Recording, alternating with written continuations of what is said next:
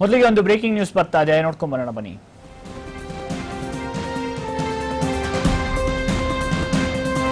ಸುಮಲತಾ ಸ್ವತಂತ್ರ ಸ್ಪರ್ಧೆ ಬೆನ್ನಲ್ಲೇ ಸಿಎಂಗೆ ಶಾಕ್. ಸುಮಲತಾ ಸ್ವತಂತ್ರ ಸ್ಪರ್ಧೆ ಬೆನ್ನಲ್ಲೇ ಸಿಎಂಗೆ ಒಂದು ಶಾಕ್ ಬಂದಿದೆ.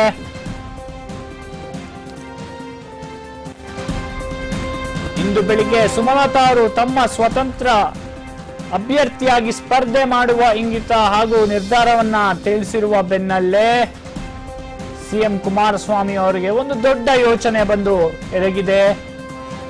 ಸುಮಲತಾ ಸ್ವತಂತ್ರ ಸ್ಪರ್ಧೆ ಬೆನ್ನಲ್ಲೇ ಸಿಎಂ ಕಂಗಾಲಾಗಿದ್ದಾರೆ. ಶೃಂಗೇರಿಯಿಂದ ವಾಪಸ್ ಆಗುತ್ತಿದ್ದಂತೆ ಮಹತ್ವದ ಮೀಟಿಂಗ್ ಒಂದನ್ನು ಅವರು ಹಮ್ಮಿಕೊಂಡಿದ್ದಾರೆ. ಮಂಡ್ಯದ ನಾಯಕರಿಗೆ ಸಿಎಂ ಕುಮಾರಸ್ವಾಮಿ ಅವರು ದಿಢೀರ್ ಬುಲಾವ್ ಕೊಟ್ಟಿದ್ದಾರೆ. ಬೆಂಗಳೂರಿನ ಜೆಪಿ ಭವನದಲ್ಲಿ ಜೆಡಿಎಸ್ ನಾಯಕರ ಜೊತೆ ಚರ್ಚೆ ಮಾಡ್ತಾ ಇದ್ದಾರೆ. ಹಾಗೆ ಮಂಡ್ಯ ಚುನಾವಣೆ ಬಗ್ಗೆ ರಣತಂತ್ರ ರೂಪಿಸಲು ಮಂಡ್ಯದ ನಾಯಕರನ್ನೆಲ್ಲ ಬೆಂಗಳೂರಿಗೆ ಬುಲಾವ್ ಮಾಡಿದ್ದಾರೆ. ಹಾಗಾದ್ರೆ ಸುಮಲತಾ ಅವರು ಸ್ವತಂತ್ರ ಅಭ್ಯರ್ಥಿಯಾಗಿ ಸ್ಪರ್ಧೆ ಮಾಡ್ತೀನಿ ಅಂತ ಹೇಳಿದ ತಕ್ಷಣ, ಸ್ಯಾಂಡಲ್ವುಡ್ ಅವರ ಬೆನ್ನಿಗೆ ನಿಂತಿದೆ ಅಂತ ಗೊತ್ತಾದ ತಕ್ಷಣ ಸಿಎಂ ಕುಮಾರಸ್ವಾಮಿ ಅವರು ಕಂಗಾಲಾಗಿದ್ದಾರ. ಅವರ ಪುತ್ರ ನಿಖಿಲ್ ಕುಮಾರಸ್ವಾಮಿ ಅವರ ಜಯವನ್ನು ಹೆಂಗೆ ಅಲ್ಲಿ ಫಿಕ್ಸ್ ಮಾಡೋದು ಅಂತ ಅಲ್ಲಿನ ನಾಯಕರ ಜೊತೆ ಚರ್ಚೆ ಮಾಡ್ತಾ ಇದ್ದಾರೆ. ನಿಖಿಲ್ ಕುಮಾರಸ್ವಾಮಿ ಚುನಾವಣೆ ಪ್ರಚಾರಕ್ಕೆ ರೂಪುರೇಷೆ ಕೂಡ ಸಿದ್ಧ ಆಗತ್ತೆ ಈ ಮೀಟಿಂಗ್ ಆದ ನಂತರ ಅಂತ ಹೇಳಲಾಗ್ತಾ ಇದೆ. ಮಂಡ್ಯದಲ್ಲಿ ಪುತ್ರ ನಿಖಿಲ್ ನ ಗೆಲ್ಲಿಸೋಕೆ ಎಲ್ಲ ಪ್ಲಾನ್ ನ ಈ ಒಂದು ಮೀಟಿಂಗ್ ಅಲ್ಲಿ ಚರ್ಚೆ ಮಾಡಲಾಗತ್ತೆ. ಬೆಂಗಳೂರಿನ ಜೆಪಿ ಭವನದಲ್ಲಿ ಮೀಟಿಂಗ್ ನಡೀತಾ ಇದೆ.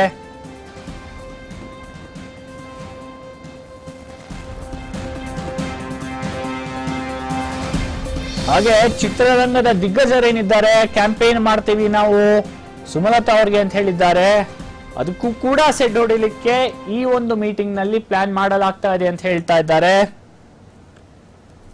ಅಲ್ಲಿರೋರೆಲ್ಲ ನಮ್ಮ ಶಾಸಕರೇ, ನಮ್ಮ ಪಕ್ಷದ ಒಂದು ಸಂಘಟನೆ ಏನಿದೆ ಗಟ್ಟಿಯಾಗಿದೆ ಮಂಡ್ಯದಲ್ಲಿ ಅಂತ ಸತತವಾಗಿ ಜೆಡಿಎಸ್ ಹೇಳ್ತಾ ಇದೆ. ಆದ್ರೆ ಸುಮಲತಾ ಅವರ ಸ್ಪರ್ಧೆ, ಅವರಿಗೆ ಬಹುಶಃ ಬರುವಂತ ಸಿಂಪತಿ ಓಟ್ಗಳಿರಬಹುದು ಅಥವಾ ಸ್ಯಾಂಡಲ್ವುಡ್ ನ ಪ್ರಚಾರಕ್ಕೆ ಏನ್ ಸ್ಯಾಂಡಲ್ವುಡ್ ನ ದಿಗ್ಗಜರು ಬರ್ತಾರೆ, ಇದೆಲ್ಲ ಜೆಡಿಎಸ್ಗೆ ಎಲ್ಲೋ ಒಂದಿಷ್ಟು ಮಟ್ಟಕ್ಕೆ ನಿದ್ದೆ ಕೆಡಿಸಿದೆ. ನಮ್ಮ ಪ್ರತಿನಿಧಿ ಚಂದ್ರಶೇಖರ್ ಅವರು ಇದ್ದಾರೆ. ಚಂದ್ರಶೇಖರ್ ಅವರೇ, ಇವತ್ತಿನ ಬೆಳವಣಿಗೆ ಒಂದು ಸುಮಲತಾ ಅವರ ಸ್ಪರ್ಧೆ, ಹಾಗೆ ಅವರ ಬೆನ್ನಿಗೆ ಸ್ಯಾಂಡಲ್ವುಡ್ ನಿಂತಿರೋದು ಎಲ್ಲ ಒಂದು ಕಡೆ ಖಂಡಿತವಾಗ್ಲೂ ಕುಮಾರಸ್ವಾಮಿ ಅವರಿಗೆ ಒಂದಿಷ್ಟು ಯೋಚನೆ ತಂದಿಟ್ಟಿದೆ. ತಮ್ಮ ಮಗನ ಮೊದಲನೇ ಚುನಾವಣೆ ಗೆಲ್ಲೇಬೇಕು, ಪ್ರತಿಷ್ಠೆಯ ಪ್ರಶ್ನೆ ಆಗಿದೆ. ಏನೆಲ್ಲ ಮಾಡಬಹುದು ಜೆಡಿಎಸ್ ಈ ಮೀಟಿಂಗ್ ನಲ್ಲಿ? ಹೌದು ಹರೀಶ್, ನೀವ್ ಹೇಳಿದಾಗೆ ಒಂದು ಸ್ವಲ್ಪ ಡಿಸ್ಟರ್ಬ್ ಆಗಿದ್ದಾರೆ ಸಿಎಂ ಮತ್ತೆ ಅವರ ವೈಫು.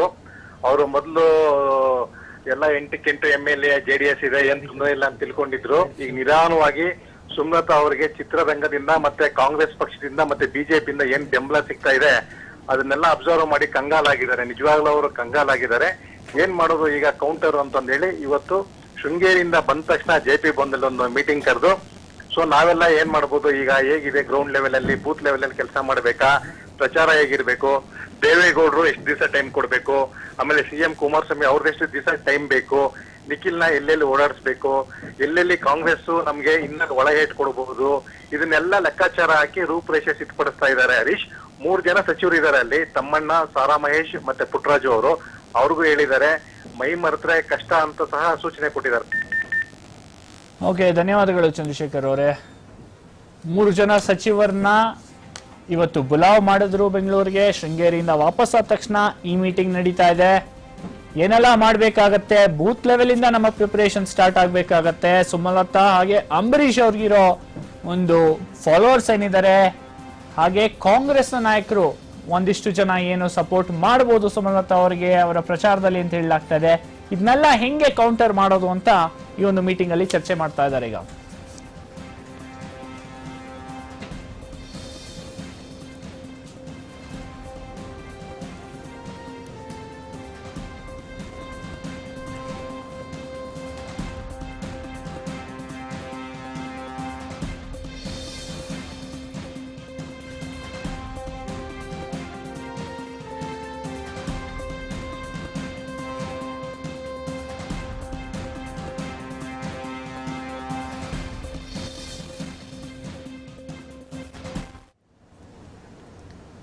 ಹಾಗಾದ್ರೆ JDSಗೆ ಬರೀ ಮಂಡ್ಯ ಮಾತ್ರ ತಲೆನೋವಾಗ್ತಾ ಇದೆಯಾ? ಖಂಡಿತವಾಗ್ಲೂ ಇಲ್ಲ. ರಾಜ್ಯದ ಹಾಗೂ ರಾಷ್ಟ್ರದ ರಾಜಕೀಯದಲ್ಲಿ ಚಾಣಾಕ್ಷ ಅಂತ ಹೇಳಲಾಗ್ತಿರೋ ದೇವೇಗೌಡರಿಗೆ ಎಲ್ಲೋ ಒಂದು ಕಡೆ ಒಂದಿಷ್ಟು ಈ ಚುನಾವಣೆಯಲ್ಲಿ ಅಷ್ಟು ಪ್ರಿಪೇರ್ ಆಗಿಲ್ವಾ, ಒಂದಿಷ್ಟು ಡಿಸಿಷನ್ಗಳನ್ನ ಕಡೆ ಮೂಮೆಂಟ್ಗೆ ಬಿಟ್ಟಿದ್ದಾರಾ?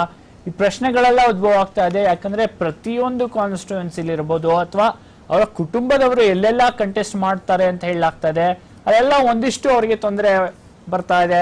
ಮೊದಲಿಗೆ ಮಂಡ್ಯ ನಾವು ಆಲ್ರೆಡಿ ಚರ್ಚೆ ಮಾಡ್ತಾ ಇದೀವಿ. ಸುಮಲತಾ ಅವರ ಸ್ಪರ್ಧೆ ಎಷ್ಟೊಂದು ಆತಂಕ ಅಲ್ಲಿ ತಂದಿಟ್ಟಿದೆ JDS ನ ವರ್ಕರ್ಗಳಿಗಿರ್ಬೋದು ಅಥವಾ ಕುಮಾರಸ್ವಾಮಿ ಅವರಿಗೆ ಹಾಗೂ ದೇವೇಗೌಡರ ಕುಟುಂಬಕ್ಕೆ. ಇನ್ನೊಂದು ಕಡೆ ಹಾಸನದಲ್ಲಿ ಇವತ್ತು ನಾವು ಜ್ಞಾಪಕ ಮಾಡ್ಕೋಬೇಕು, ಮಂಜು ಅವರು ಪಕ್ಷಕ್ಕೆ ಬಿಜೆಪಿ ಪಕ್ಷಕ್ಕೆ ಬಂದು ಸೇರಿದ್ದಾರೆ. ಅಲ್ಲಿ ಒಂದು ಕಡೆ ಕಾಂಗ್ರೆಸ್ಗೆ ರಿಸೈನ್ ಮಾಡಿದ್ದಾರೆ. ಹಾಗೆ 8 ಕ್ಷೇತ್ರಗಳು JDSಗೆ ಕೊಡಲಾಗಿದೆ. ಆದ್ರೆ JDSಗೆ 8 ಕ್ಷೇತ್ರಗಳಲ್ಲಿ ಎಷ್ಟು ಕ್ಷೇತ್ರಗಳಲ್ಲಿ ಕ್ಯಾಂಡಿಡೇಟ್ಸ್ ಇದ್ದಾರೆ, ಶಾರ್ಟ್ ಕ್ಯಾಂಡಿಡೇಟ್ಸು, ಇದನ್ನೆಲ್ಲ ಚರ್ಚೆ ಮಾಡಬೇಕಾಗತ್ತೆ. ಹಾಗಾದ್ರೆ JDS ಚುನಾವಣೆ ಹತ್ರ ಹೋಗ್ತಾ ಇರೋ ಹಾಗೆ ಸ್ವಲ್ಪ ಗೊಂದಲದ ಗೂಡಾಗಿದೆಯಾ? ಕ್ಯಾಂಡಿಡೇಟ್ಸ್ ಬಗ್ಗೆ ಡಿಸಿಷನ್ ಆಗಿಲ್ಲ. ಫ್ಯಾಮಿಲಿಯಿಂದ ನಿಲ್ತಾ ಇರೋ ಕಡೆಯಲ್ಲೆಲ್ಲ ಒಂದಿಷ್ಟು ತೊಂದರೆ ಬರ್ತಾ ಇದೆ ಅವರಿಗೆ. ದೇವೇಗೌಡರು ಎಲ್ಲಿಂದ ನಿಲ್ತಾರೆ ಅಂತ ಇನ್ನ ಡಿಸೈಡ್ ಆಗಿಲ್ಲ. ಬ್ಯಾಂಗ್ಳೂರ್ ನಾರ್ತ್ ಇಂದ ನಿಲ್ತಾರ, ತುಮಕೂರಿಂದ ನಿಲ್ತಾರ, ಇದೆಲ್ಲ ಚರ್ಚೆ ನಡೀತಾ ಇದೆ. ದೇವೇಗೌಡರು ನಾನು ಹೇಳ್ತೀನಿ ಅಂತ ಹೇಳ್ತಾ ಇದಾರೆ ಹೊರತು ಕ್ಲಾರಿಟಿ ಬಿಜೆಪಿ ಕಾಂಗ್ರೆಸ್ ಹಾಗೂ JDS ಮೈತ್ರಿಲಿಲ್ಲ ಅಂತ ಹೇಳಲಾಗ್ತಾ ಇದೆ.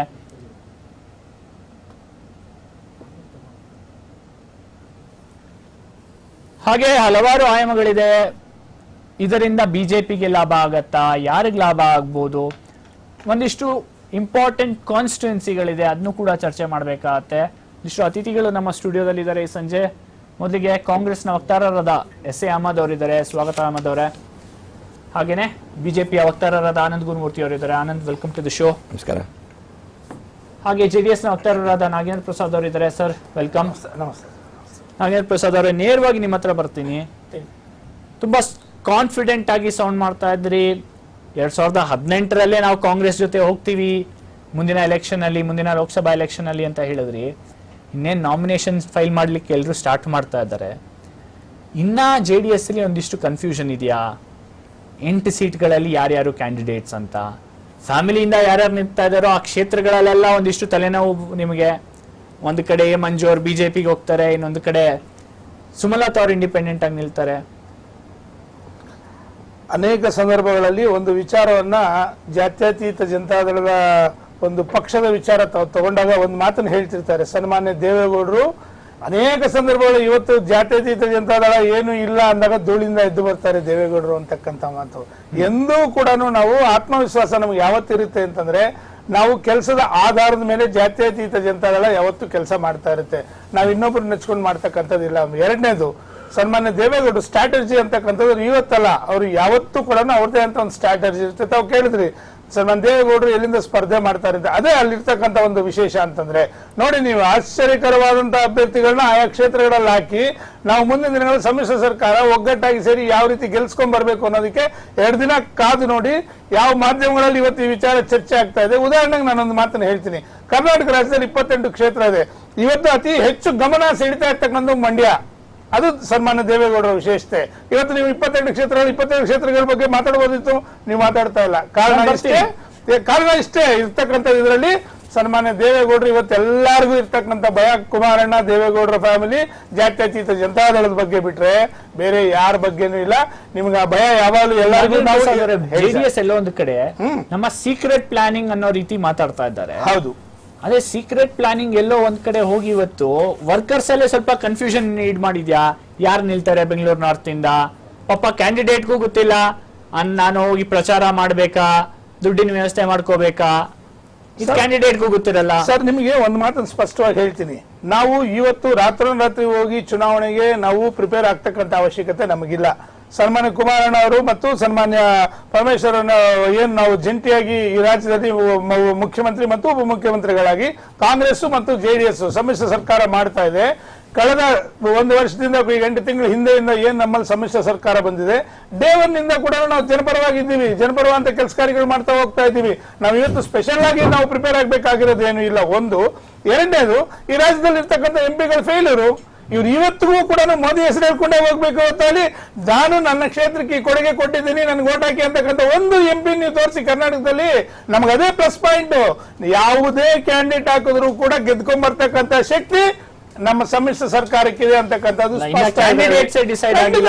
ಬರ್ತಾರೆ. ನಾವು ಹೇಳ್ತೀವಲ್ಲ, ಕ್ಯಾಂಡಿಡೇಟ್ ಮೇಲೆ ನಾವು ಆಧಾರ ಪಟ್ಟಿಲ್ಲ, ನಮ್ಗೆ ಯಾರದೇ ಹಾಕ್ಲಿ, ನಮ್ಮ ಸಾಮಾನ್ಯ ಕಾರ್ಯಕರ್ತನ ಕೊಟ್ಟರು ಕೂಡ ಸಮ್ಮಿಶ್ರ ಸರ್ಕಾರದಲ್ಲಿ ನಾವು ಗೆಲ್ಸ್ಕೊಂಡ್ ಬರ್ತಕ್ಕಂಥ ಶಕ್ತಿ ನಮ್ಗೆ. ಒಂದು ನಿಮಿಷ ಅಹಮದ್ ಅವರೇ, ನಮ್ ಬಿಜೆಪಿ ಮಿತ್ರ ಇಲ್ಲ ನಾನು ಬಿಜೆಪಿ ಅವರು ಒಂದ್ ನಿಮಿಷ ಸ್ವಾಮಿ, 5 ವರ್ಷ ಅಧಿಕಾರ ಅನುಭವಿಸ್ತವ್ರು ಅವರು. 5 ವರ್ಷದಲ್ಲಿ ಜನಕ್ಕೆ ಪ್ರಾಮಿಸ್ ಮಾಡಿದಂತವ್ರು. ನಾನು ಬಿಜೆಪಿ ಬರ್ತೀನಿ, ನಮ್ಮನ್ನ ಯಾಕೆ ನಾವು ಅಹಮದ್ ಅವರೇ ಇವಾಗ ಏನ್ ಹೇಳಿದ್ರಿ? ಇಲ್ಲ ನಾವು ತುಂಬಾನೇ ಡೀಪ್ ಆಗಿ ಡಿಸ್ಕಸ್ ಮಾಡಿ ಸೀಟ್ ಶೇರಿಂಗ್ ಮಾಡ್ಕೊಂತೀನಿ ಅಂತ ಹೇಳಿದ್ರಿ.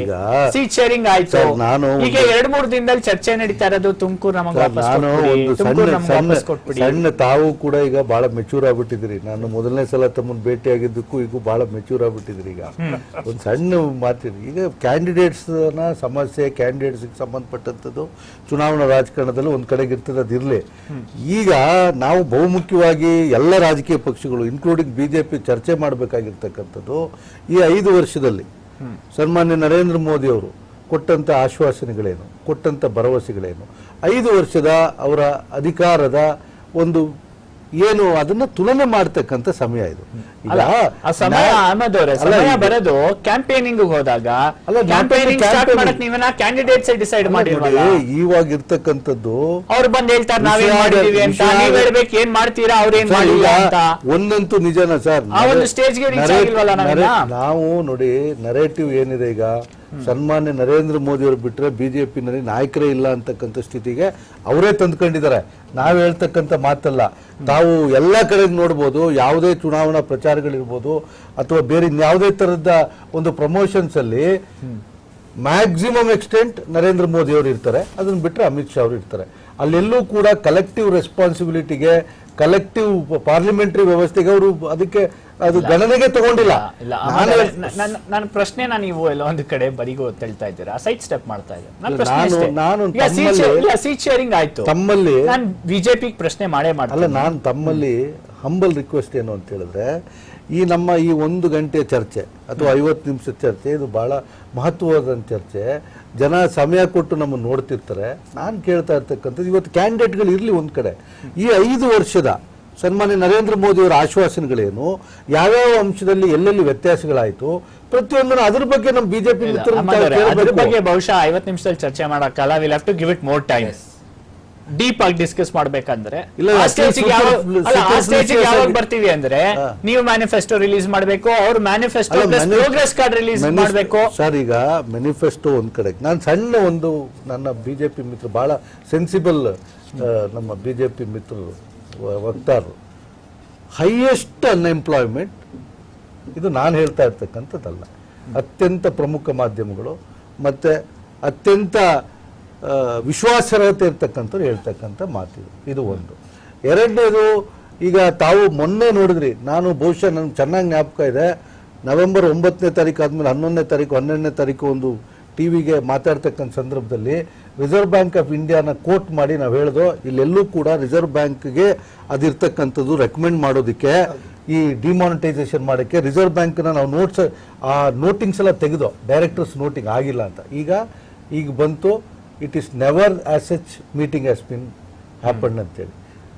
ನಿನ್ನೆ ಲೋಕಪಾಲ್ಗೆ ಅನುಮತಿ ಕೊಡ್ತಾರೆ. ನಿನ್ನೆ 5 ವರ್ಷದ ನಂತರ ಭ್ರಷ್ಟಾಚಾರವನ್ನು ವಿರೋಧ ಮಾಡಿಕೊಂಡು ಬಂದಂಥ ಪಕ್ಷ 5 ವರ್ಷದ ತನ್ನ ಅಂತಿಮ ಗಳಿಗೆಯಲ್ಲಿ, ಚರಮದಲ್ಲಿ ನಿನ್ನೆ ಅದು ಇನ್ನೂ ಅದು ಏನಾಗಿದೆ ಇನ್ನೂ ಬಂದಿಲ್ಲ, ಇನ್ನು ಇಟ್ ಹ್ಯಾಸ್ ನಿಮಿಷ ನಾನು ಹೇಳ್ಬಿಡ್ತೀನಿ ಆಮೇಲೆ ತಾವು ಖಂಡಿತ. ಅದು ಕೂಡ ಸುಪ್ರೀಂ ಕೋರ್ಟ್ ಚಾಟಿ ಬೀಸಿದ ಮೇಲೆ ಆಗೋದೇ ಇಲ್ಲ ಅಂತಂತೇಳಿ. ರಾಫೇಲ್ಗೆ ಸಂಬಂಧಪಟ್ಟಂತೆ ಸನ್ಮಾನ್ಯ ನರೇಂದ್ರ ಮೋದಿ ಅವರು, ನಾನು ಈ ದೇಶದ ಬಹುದೊಡ್ಡ, ನಾನು ಹೇಳ್ಕೋಬಾರ್ದು, ಬೇಡ ಬಿಡಿ, ನಾನು ಒಬ್ಬ ವಕೀಲನಾಗಿ, ನೀವು ಒಬ್ಬ ಅಟಾರ್ನಿ ಜನರಲ್ ಹೇಳ್ತಾರೆ ಕಳ್ಳತನ ಆಗಿದೆ ಅಂತ ಹೇಳ್ತಾರೆ ದಾಖಲಾತಿಗಳನ್ನ, ಅದಾದ್ಮೇಲೆ ಇನ್ನೊಂದು ವರ್ಷ ತಗೋತಾರೆ. ಇಟ್ ಅಮೌಂಟ್ಸ್ ಟು ಪರ್ಜುರಿ ಅದು. ಇಲ್ಲ, ಓಕೆ, This is all ನಾನು played ಯಾಕೆ out ಹೇಳ್ತಾ over the ಇದ್ದೀನಿ last ಅಂತಂದ್ರೆ, ನಾನು ಯಾಕೆ ಹೇಳ್ತಾ ಇದ್ದೀನಿ ನಾನು ಅಂತಂದ್ರೆ, digress ಆಗೋದು ಬೇಡ, ನಾನು- ಅಲ್ಲ ಡೈವರ್ಟ್ ಅಲ್ಲ, ಇಲ್ಲ, ಈ ಇದು ಒಂದು ಕೊಡ್ಬೇಕು, ಯಾಕಂದ್ರೆ- ಅಲ್ಲ, ಇದು Okay, very ಖಂಡಿತ quickly, ಕೊಡ್ಬೇಕು. very quickly. ಅಲ್ಲ, very ಖಂಡಿತ quickly. ಕೊಡ್ಬೇಕು. ಕೊಡ್ತೀನಿ ಸರ್, ನೀವು I'll have to allow you to ನೋಡಿ, respond. ಎಂಪಿಗಳು ಕೆಲಸ ಮಾಡಿಲ್ಲ ಅಂತ ಹೇಳ್ತಾರೆ. ಈಗ ಜನೌಷಧಿ, ಆಯುಷ್ಮಾನ್ ಭಾರತ್ ಎಲ್ಲ ಸ್ಕೀಮ್ಸ್ ಅದಲ್ಲದೆ ಸ್ಟಾರ್ಟಿಂಗ್ ಇಂದಾನು ಬಂದಿರೋ ಸ್ಕೀಮ್ಸ್ ಎಲ್ಲ ಎಂಪಿಗಳೇ ಡಿಸೈಡ್ ಮಾಡಿ ಎಂಪಿಗಳಿಂದಾನೇ ಪಾರ್ಲಿಮೆಂಟ್ ಇಂದಾನೇ ಆಗಿರೋದು. ನಮ್ಮ ಎಂಪಿಗಳು ಅಷ್ಟೇ ಅಲ್ಲ, ಎಲ್ಲಾ ಎಂಪಿಗಳು ಸೇರಿ ಸಾಕಷ್ಟು ಕೆಲಸ ಮಾಡಿದ್ದಾರೆ, ಹೈಯೆಸ್ಟ್ ವರ್ಕ್ ಮಾಡಿದೆ ಪಾರ್ಲಿಮೆಂಟ್. ಸೊ ಅದನ್ನ ಒಪ್ಕೊಳ್ಳೋಣ. ಎಲ್ಲಾ ಎಂಪಿಗಳು ಈ ಸಲ 5 ವರ್ಷ ತುಂಬಾ ಚೆನ್ನಾಗಿ ಕೆಲಸ ಮಾಡಿದ್ದಾರೆ, which ever party it is. So ಬಿಜೆಪಿಯ ಒಂದು ಆಡಳಿತ ಏನಿತ್ತು ಅಲ್ಲಿ ಚೆನ್ನಾಗಿ ನಡೀತು, ಪಾರ್ಲಿಮೆಂಟರಿ ಅಫೇರ್ ಮಿನಿಸ್ಟರ್ ತುಂಬಾ ಚೆನ್ನಾಗಿ ಕೆಲಸ ಮಾಡಿದ್ರೆ ಅಂತ ನಾವು ಒಪ್ಕೊಳ್ಳೇಬೇಕು. ಎರಡನೇದು, ಇವರು ಇದ್ರ ಬಗ್ಗೆ ಹೇಳಿದ್ರು ಏನೋ ರಫೇಲ್ ಬಗ್ಗೆ, ಅದು ಎಲ್ಲರೂ ಮಾತಾಡೋದು ಸುಸ್ತಾಗ್ಬಿಟ್ಟಿದ್ದಾರೆ. ಸೊ ಇವಾಗ ಕಾಂಗ್ರೆಸ್ನವರು ಅದ್ರ ಮಾತಾಡೋದು ನಿಲ್ಸೋದು ಒಳ್ಳೇದು, ಯಾಕಂದ್ರೆ ಎಲ್ರಿಗೂ ಅರ್ಥ ಆಗಿದೆ ಜನಕ್ಕೆ. ಇನ್ನ ಕೆಲವೊಂದು ವಿಷಯಗಳು ಏನ್ ಮಾಡಿದ್ರು ಅಂತ ಇನ್ನೊಂದೇನೋ ಹೇಳಿದ್ರಲ್ಲ ಸರ್ ನೀವು, ಇನ್ನೊಂದು ತುಂಬಾ ಸಂಕ್ಷಿಪ್ತವಾಗಿ ಹೇಳಿದ್ರಿ ನೀವು. ಡಿಮಾನಿಟೈಸೇಷನ್ ಬಿಡಿ, RBI ನೋಟ್ಸ್ ಅವೆಲ್ಲ ಕರೆಕ್ಟ್ ಆಗಿ ನಡೆದಿದೆ, ಅವೆಲ್ಲ ಸುಮ್ಮನೆ ಒಂದು ಕಾಂಟ್ರವರ್ಸಿ ಕ್ರಿಯೇಟ್ ಮಾಡ್ತಾರೆ. Fine let's get back to the topic. Anand ಅವರೇ, ಒಂದು ಸುಮಲತಾ ಅವರ ಸ್ಪರ್ಧೆ, ಇವತ್ತು ಮಂಜು ಅವರು ಜಾಬ್ಸ್ ರಿಲೇಟೆಡ್ IIM ಇದು ಬಂದಿದೆ ನಿನ್ನೆ. ಜಾಬ್ಸ್ ಇವ್ರದ್ದು ಡೇಟಾ, ಇವ್ರು ಏನ್ ಡೇಟಾ ಇಟ್ಕೊಂಡ್ ಮಾಡ್ತಾರೆ ಅದು ಇನ್ಕಂಪ್ಲೀಟ್ ಅಂತ ಹೇಳ್ತಾ ಇದಾರೆ. IIM ಬಂದಿದೆ, ಅದನ್ನು ದಯವಿಟ್ಟು ಓದಿ, ಅವಾಗ ನಿಮಗೆ ಗಮನಕ್ಕೆ ಬರುತ್ತೆ. ಜಾಬ್ಸ್ ನಿಮ್ಮ ಸ್ವಂತ NSS ನೀವು ಬಿಲೀವ್ ಮಾಡಲ್ಲ, ಮಾಡಲ್ಲ ಅಂತಲ್ಲ, ಡಿಫರೆಂಟ್ ಡಿಬೇಟ್. ಬಟ್ ಆನಂದ್ ಅವರೇ, ಎರಡು ಮಹತ್ವದ ಬೆಳವಣಿಗೆ ಇವತ್ತು. ಸುಮಲತಾ ಅವರು ಇಂಡಿಪೆಂಡೆಂಟ್ ಆಗಿ ನಿಲ್ತೀನಿ ಅಂತ ಹೇಳೋದು, ಇನ್ನೊಂದ್ ಕಡೆ ಎ ಮಂಜು ಅವ್ರು ನಿಮ್ಮ ಪಕ್ಷಕ್ಕೆ ಸೇರೋದು, ಇನ್ನೊಂದ್ ಕಡೆ ದೇವೇಗೌಡರು ಇನ್ನ ಡಿಸಿಷನ್ ತಗೊಂಡಿಲ್ಲ ನಾನು ಎಲ್ಲಿಂದ ಸ್ಪರ್ಧೆ ಮಾಡ್ತೀನಿ ಅಂತ. ಏನ್ ಹೇಳತ್ತೆ JDS ಬಗ್ಗೆ? ಯಾಕಂದ್ರೆ ಯೂಶಲಿ ಇಷ್ಟು ಕ್ಲಾರಿಟಿ ಕೊರತೆ ಯಾವತ್ತೂ ಆಗಿಲ್ಲ JDS ನಲ್ಲಿ ಬಹುಶಃ. ಅದರಲ್ಲೂ ಪರಿವಾರದ ಸೀಟ್ಗಳು ಅಂದ್ರೆ ಅವರ ಸ್ವಂತ ಫ್ಯಾಮಿಲಿಯಿಂದ ನಿಲ್ಲೋ ಸೀಟ್ಗಳಲ್ಲಂತೂ ಕ್ಲಾರಿಟಿ ಇದೆ. ಎಲ್ಲೋ ಇಷ್ಟು ದೊಡ್ಡ ಫೈಟ್ ಅಂತೂ ನಾವು ನೋಡಿರ್ಲಿಲ್ಲ ರೀಸೆಂಟ್ ಟೈಮ್ಸ್ ಅಲ್ಲಿ. ನೋಡಿ, ಒಂದಂತೂ ನನ್ನ ಒಂದು ವಿಶ್ಲೇಷಣೆ ಪ್ರಕಾರ ಅದು ಅವರ ಆಂತರಿಕ ಇದು. ಸೊ ಅವ್ರಿಗೆ ನಾವು ಟೈಮ್ ಕೊಡಬೇಕು, ಇದು ಕಾನ್ಸ್ಟಿಟ್ಯೂಷನ್ ಪ್ರಕಾರ ಟೈಮ್ ಇದೆ. ಸೊ ಅವ್ರು ಯಾವಾಗ ಏನ್ ಡಿಸೈಡ್ ಮಾಡ್ತಾರೋ ಅದು ಅವರ ಆಂತರಿಕ ಪಕ್ಷದ ಇದು. ಅಲ್ಲಿ ತುಂಬಾ ಜನ ಪರಿವಾರದವ್ರು ಇದ್ದಾರೆ ಅಂತ ಹೇಳ್ಬಿಟ್ಟು ಎಲ್ಲರೂ ಕೇಳ್ತಾರೆ ಯಾಕೆ ಅವರು ಇನ್ನೂ ಡಿಸೈಡ್ ಮಾಡ್ತಿಲ್ಲ ಅಂತ. ಬಟ್ ಅಲ್ಟಿಮೇಟ್ಲಿ ಅವ್ರು ಡಿಸಿಷನ್ ತಗೊಳ್ಳಿ, ಎಲ್ಲಿ ಬೇಕೋ ನಿಲ್ಲಿ. ಅವ್ರ ಹಿಂದೆ ಪ್ರಧಾನ ಮಂತ್ರಿ ಆದವರು, ಸೊ ಅವರು ನೋಡ್ಕೊಂಡು ನಿಲ್ಲಿ. ಅದ್ರದ್ದು ನಮಗೆ ಅದ್ರ ಬಗ್ಗೆ ನಾವು ಕಮೆಂಟ್ ಮಾಡಕ್ ಇಷ್ಟಪಡಲ್ಲ. ಆದ್ರೆ ನಾವೇನ್ ನೋಡ್ತೀವಿ ಅಂತ ಹೇಳಿದ್ರೆ, ಇವರ ಒಂದು ಸಮ್ಮಿಶ್ರ ಸರ್ಕಾರ ಹೋಗ್ತಾ ಇರೋ ರೀತಿ ಇದೆಯಲ್ಲ, ಅದರಿಂದ ಕಾರ್ಯಕರ್ತರ ಮೇಲೆ ಏನ್ ಪರಿಣಾಮ ಬೀಳುತ್ತೆ ಅದು ನಮಗೆ ತುಂಬಾನೇ ಅಡ್ವಾಂಟೇಜ್ ಆಗುತ್ತೆ. ಯಾಕಂದ್ರೆ ಬಿಜೆಪಿ ಆಸ್ ಎ ಪಾರ್ಟಿ ನಾವು ಇದನ್ನ ಈ ಲೆಕ್ಕದಲ್ಲಿ ನಾವು ನೋಡ್ತಾ ಇದೀವಿ. ನಮಗೆ ಇವರು ಎಲ್ಲೆಲ್ಲಿ ನಿಲ್ತಾರೋ, JDS ಅವರಾಗ್ಲಿ ಕಾಂಗ್ರೆಸ್ ಆಗಲಿ, ಇವರ ಒಂದು 9-10 ತಿಂಗಳ ಸರ್ಕಾರ ನೋಡಿದರೆ ಜನ, ಇದರಿಂದ ನಮಗೆ ತುಂಬಾ ದೊಡ್ಡ ಅಡ್ವಾಂಟೇಜ್ ಆಗ್ತಿದೆ. ನಮಗೆ ನಮ್ಮ ಪಾರ್ಟಿಗೆ ನಾವು 22-23 ಅನ್ನೋದು ನಮಗೆ ಪಾಸಿಟಿವ್ ಅಂತಾರೆ, ನೀವ್ ಹೇಳ್ತೀರಾ ಅದೇ ಗವರ್ನೆನ್ಸ್ ನಮಗೂ ಪಾಸಿಟಿವ್. ಫೈನ್ ಬರ್ತೀನಿ. ಸ್ಯಾಂಡಲ್ವುಡ್ ಸ್ಟಾರ್ಗಳು ಅವ್ರ ಪರವಾಗಿ ಕ್ಯಾಂಪೇನ್ ಮಾಡ್ತೀವಿ ಅಂತ ಹೇಳಿದ್ದಾರೆ. ಹಾಗೇನೆ ಕಾಂಗ್ರೆಸ್ನ ಹಲವಾರು ನಾಯಕರು ನನಗೆ ಸಪೋರ್ಟ್ ಮಾಡ್ತಾರೆ, ಆ ಒಂದು ಇಂಗಿತ ವ್ಯಕ್ತಪಡಿಸಿದ್ದಾರೆ. ಹಲವಾರು ಜನ ಓಪನ್ ಆಗಿ ಬಂದು ಹೇಳ್ದಿದ್ರು, ಅಟ್ಲೀಸ್ಟ್ ಪರ್ಸನಲ್ ಮೀಟಿಂಗ್ ಅಲ್ಲಿ ಫೋನ್ಗಳಲ್ಲಿ ಹೇಳಿದ್ದಾರೆ ಅಂತ ಹೇಳಲಾಗ್ತಾ ಇದೆ. ಯಾಕೆ ಇಷ್ಟು ಮೀಟಿಂಗ್ ಮೇಲೆ ಮೀಟಿಂಗ್ ಮಾಡ್ತಾ ಇದ್ದಾರೆ ಕುಮಾರಸ್ವಾಮಿ ಅವರು? ಅದಕ್ಕಿಂತ ಮೊದಲನೇದಾಗಿ ಹರೀಶ್ ಅವರೇ, ತಮಗೊಂದು ಪ್ರಶ್ನೆ ಕೇಳಬೇಕು, ಅದಕ್ಕೆ ಉತ್ತರ ತಾವೇ ಕೊಡಬೇಕಾಗುತ್ತೆ. ಸರಿಸುಮಾರು ಈ ದೇಶದಲ್ಲಿ ಸರ್ಜಿಕಲ್ ಸ್ಟ್ರೈಕ್ ನಡೆದ ನಂತರ ಒಂದೇ ಒಂದು ವಿಚಾರ ಮಾಧ್ಯಮಗಳಲ್ಲಿ ಕಾಣಿಸ್ತಾ ಇರ್ತಕ್ಕಂಥ ಸರ್ಜಿಕಲ್ ಸ್ಟ್ರೈಕ್ ಬಗ್ಗೆ 1,000 ಸತಿ ತೋರಿಸಿದ್ದೀರಾ. ಯಾವ ಕಾರಣಕ್ಕೆ ಅಷ್ಟೊಂದು ತಾವು ಅದನ್ನ ದೊಡ್ಡ ಮಟ್ಟದಲ್ಲಿ ತೋರಿಸ್ತಾ ಇದ್ದೀರಾ ಅಂತಕ್ಕಂಥ ಇವತ್ತಿನವರೆಗೂ ನಮ್ಗೊಂಥರ ಯಕ್ಷ ಪ್ರಶ್ನೆ ಆಗಿದೆ. ಒಂದು, ಇದಕ್ಕಿಂತ ಹಿಂದೆ 12 ಸರ್ಜಿಕಲ್ ಸ್ಟ್ರೈಕ್ ಗಳು ನಡೆದಿತ್ತು. ಅವತ್ತು ಮೀಡಿಯಾ 12, ಎಸ್, ಈ ದೇಶದಲ್ಲಿ ಸರಿಸುಮಾರು 12 ಸರ್ಜಿಕಲ್ ಸ್ಟ್ರೈಕ್ ಗಳು ನಡೆದಿದೆ. ಈ ಇತಿಹಾಸ ತೆಗೆದು ನೋಡಿ ನೀವು, ದಾಖಲೆಗಳು ಕೊಡ್ತೀನಿ ನಾನು. 12 ಇದನ್ನ ಮಾಹಿತಿ ಕೊಡ್ತೀನಿ ಮಾಹಿತಿನ. ಸುಮಾರು 12 ಸರ್ಜಿಕಲ್ ಸ್ಟ್ರೈಕ್ ಗಳು ನಡೆದಿದೆ ದೇಶದ ಇತಿಹಾಸದಲ್ಲಿ. ನಿಮಗೆ ಬೇಕು ಅಂತಂದ್ರೆ ನಾನು 5 ನಿಮಿಷಗಳ ಸಮೇತ ಕೊಡ್ತೀನಿ. ನಿನ್ನೆ ಬಹಿರಂಗವಾಗಿ ನಿನ್ನೆ ಸಿದ್ದರಾಮಯ್ಯನವರು ಕೂಡ ಹೇಳಿದ್ದಾರೆ.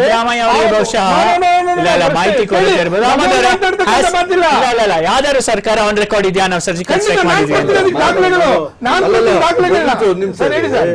It is in regard to the national security. ನೀವು ಅದನ್ನ ತಗೊಂಬಂದು ಬೀದಿರಂಪ ಆದಿರಂಪ ಮಾಡ್ತಿರಲ್ಲ ನೀವು. ಅಲ್ಲಲ್ಲ, ಆದಿರಂಪ ಬೀದಿರಂಪ ಮಾಡ್ತಿರಲ್ಲ. ಇಟ್ ಈಸ್ ಈಗ ಇದಕ್ಕೆ ಮುಂಚೆ ನಡೆದಂತ ಸರ್ಜಿಕಲ್ ಸ್ಟ್ರೈಕ್ ಸಂಬಂಧಪಟ್ಟಂತ ಸೇನಾಧಿಕಾರಿಗಳು ಏನ್ ಮಾಡಿದ್ರು? ಈಗ ನಾನು ಒಬ್ಬ ವಕೀಲ ಇದ್ದೀನಿ, ಕಾನೂನು ಅರ್ಥ ಕೋಡ್ ಆಫ್ ಕಂಡಕ್ಟ್ ಬಹಳ ಕ್ಲಿಯರ್ ಆಗಿ ಹೇಳ್ತದೆ, we are not to speak about that. ಆಯ್ತಾ, ಈಗ ನೋಡಿ, ಒಂದು ದೇಶದ ವ್ಯವಸ್ಥೆನಲ್ಲಿ ನಾವು ಯಾಕೆ ನಮ್ಮ ರಾಜಕೀಯ ಪಕ್ಷವಾಗಿ ನಮ್ಮ ನಿರ್ಧಾರ ಏನು ಅಂತ ಹೇಳಿದ್ರೆ, ಸೈನಿಕರಿಗೆ ಪಕ್ಷ ಇಲ್ಲ, ಅವರು ನಮ್ಮೆಲ್ಲರ ಸೈನಿಕರು,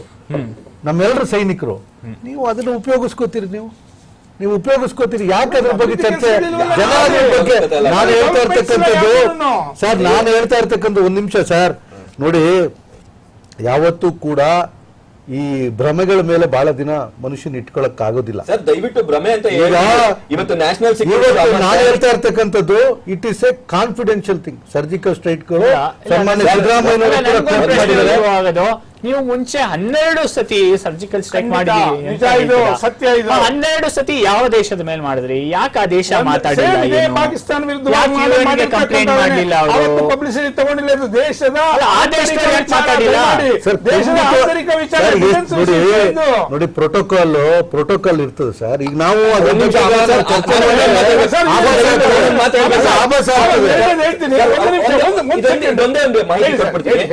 ಅವತ್ತಿನ ದಿವಸ ಸರ್ಜಿಕಲ್ ಬಾಲಾಕೋಟ್ ಏನಾಯ್ತಲ್ವಾ, ಇಂಡಿಯನ್ ಗವರ್ಮೆಂಟ್ ಅಲ್ಲ ಸರ್, ಒಬ್ಬ ಪಾಕಿಸ್ತಾನಿ, ಒಂದೇ ನಿಮಿಷ ನಾನು ಇದು ಮುಗಿಸ್ತೀನಿ. ಪಾಕಿಸ್ತಾನಿ ಒಬ್ಬ ಹಿರಿಯ ಅಧಿಕಾರಿ ಟ್ವೀಟ್ ಮಾಡಿದ್ದು ಫಸ್ಟ್. ಇಂಡಿಯನ್ ಗವರ್ಮೆಂಟ್ ಅಲ್ಲ, ಪಾಕಿಸ್ತಾನಿ ಒಬ್ಬ ಹಿರಿಯ ಅಧಿಕಾರಿ ಬಾಲಾಕೋಟ್ ಸ್ಟ್ರೈಕ್ಸ್ ಬಗ್ಗೆ ಟ್ವೀಟ್ ಮಾಡಿದ್ದು. ಅಲ್ಲಿಂದ ಶುರುವಾಯ್ತು, ಆಮೇಲೆ ಮೀಡಿಯಾ ಅವರು ಎತ್ಕೊಂಡ್ರು, ಆಮೇಲೆ ಉತ್ತರಗಳು ಕೊಡ್ಬೇಕಾಯ್ತು. ಸೊ ದಯವಿಟ್ಟು ನಾವು ಇದು ಭಾರತೀಯ ಜನತಾ ಪಾರ್ಟಿಯವರಾಗ್ಲಿ ಅಥವಾ ಭಾರತ ಸರ್ಕಾರ ಆಗ್ಲಿ ಶುರು ಮಾಡ್ಲಿಲ್ಲ. ಒಬ್ಬ ಪಾಕಿಸ್ತಾನಿ ಹಿರಿಯ ಅಧಿಕಾರಿ, ಮಿಲಿಟರಿ ಅಧಿಕಾರಿ ಟ್ವೀಟ್ ಮಾಡಿದ್ದು, ಇದು ಆನ್ ರೆಕಾರ್ಡ್. ಮಾಡ್ತೀನಿ ನೋಡಿ. ಎರಡನೇದು, ತಾವು ಮಂಡ್ಯ ಬಗ್ಗೆ ವಿಷಯಕ್ಕೆ ಬರೋಣ. ಇವತ್ತು ನಮ್ಮ ರಾಜ್ಯದಲ್ಲಿ ಇರ್ತಕ್ಕಂಥ ಅನೇಕ ಸಮಸ್ಯೆಗಳು, ಜ್ವಲಂತ ಸಮಸ್ಯೆಗಳಿದೆ ಈ ರಾಜ್ಯದಲ್ಲಿ. ಒಂದೇ ನಿಮಿಷ ನಾವು ಈ ಸರ್ಜಿಕಲ್ ಸ್ಟ್ರೈಕ್ ಬಗ್ಗೆ ಮಾತಾಡ್ತಾ ಇದ್ದು, ಮನಮೋಹನ್ ಸಿಂಗ್ ಅವರಿದ್ದಾಗ ಅಣ್ವಸ್ತ್ರಕ್ಕೆ ಸಂಬಂಧಪಟ್ಟಂತೆ, ನ್ಯೂಕ್ಲಿಯರ್ ಇದಕ್ಕೆ ಸಂಬಂಧಪಟ್ಟಂತೆ ನಮ್ಮೇಲೆ ಎಷ್ಟು ಇಡೀ ರಾಷ್ಟ್ರದ, ಇಡೀ ಪ್ರಪಂಚದವ್ರು ನಮ್ಮ ಮೇಲೆ ಪ್ರೆಷರ್ ಮಾಡಿದ್ರು, ನಮ್ಮನ್ನ ಬ್ಲಾಕೆಟ್. ತಮಗೆ ಗೊತ್ತಿರ್ಬೋದು ತಮಗೆ ಅಲ್ಲ, 1 2 3 is a civil nuclear deal. ಅದ್ರಲ್ಲಿ ಸರ್ ನೋಡಿ,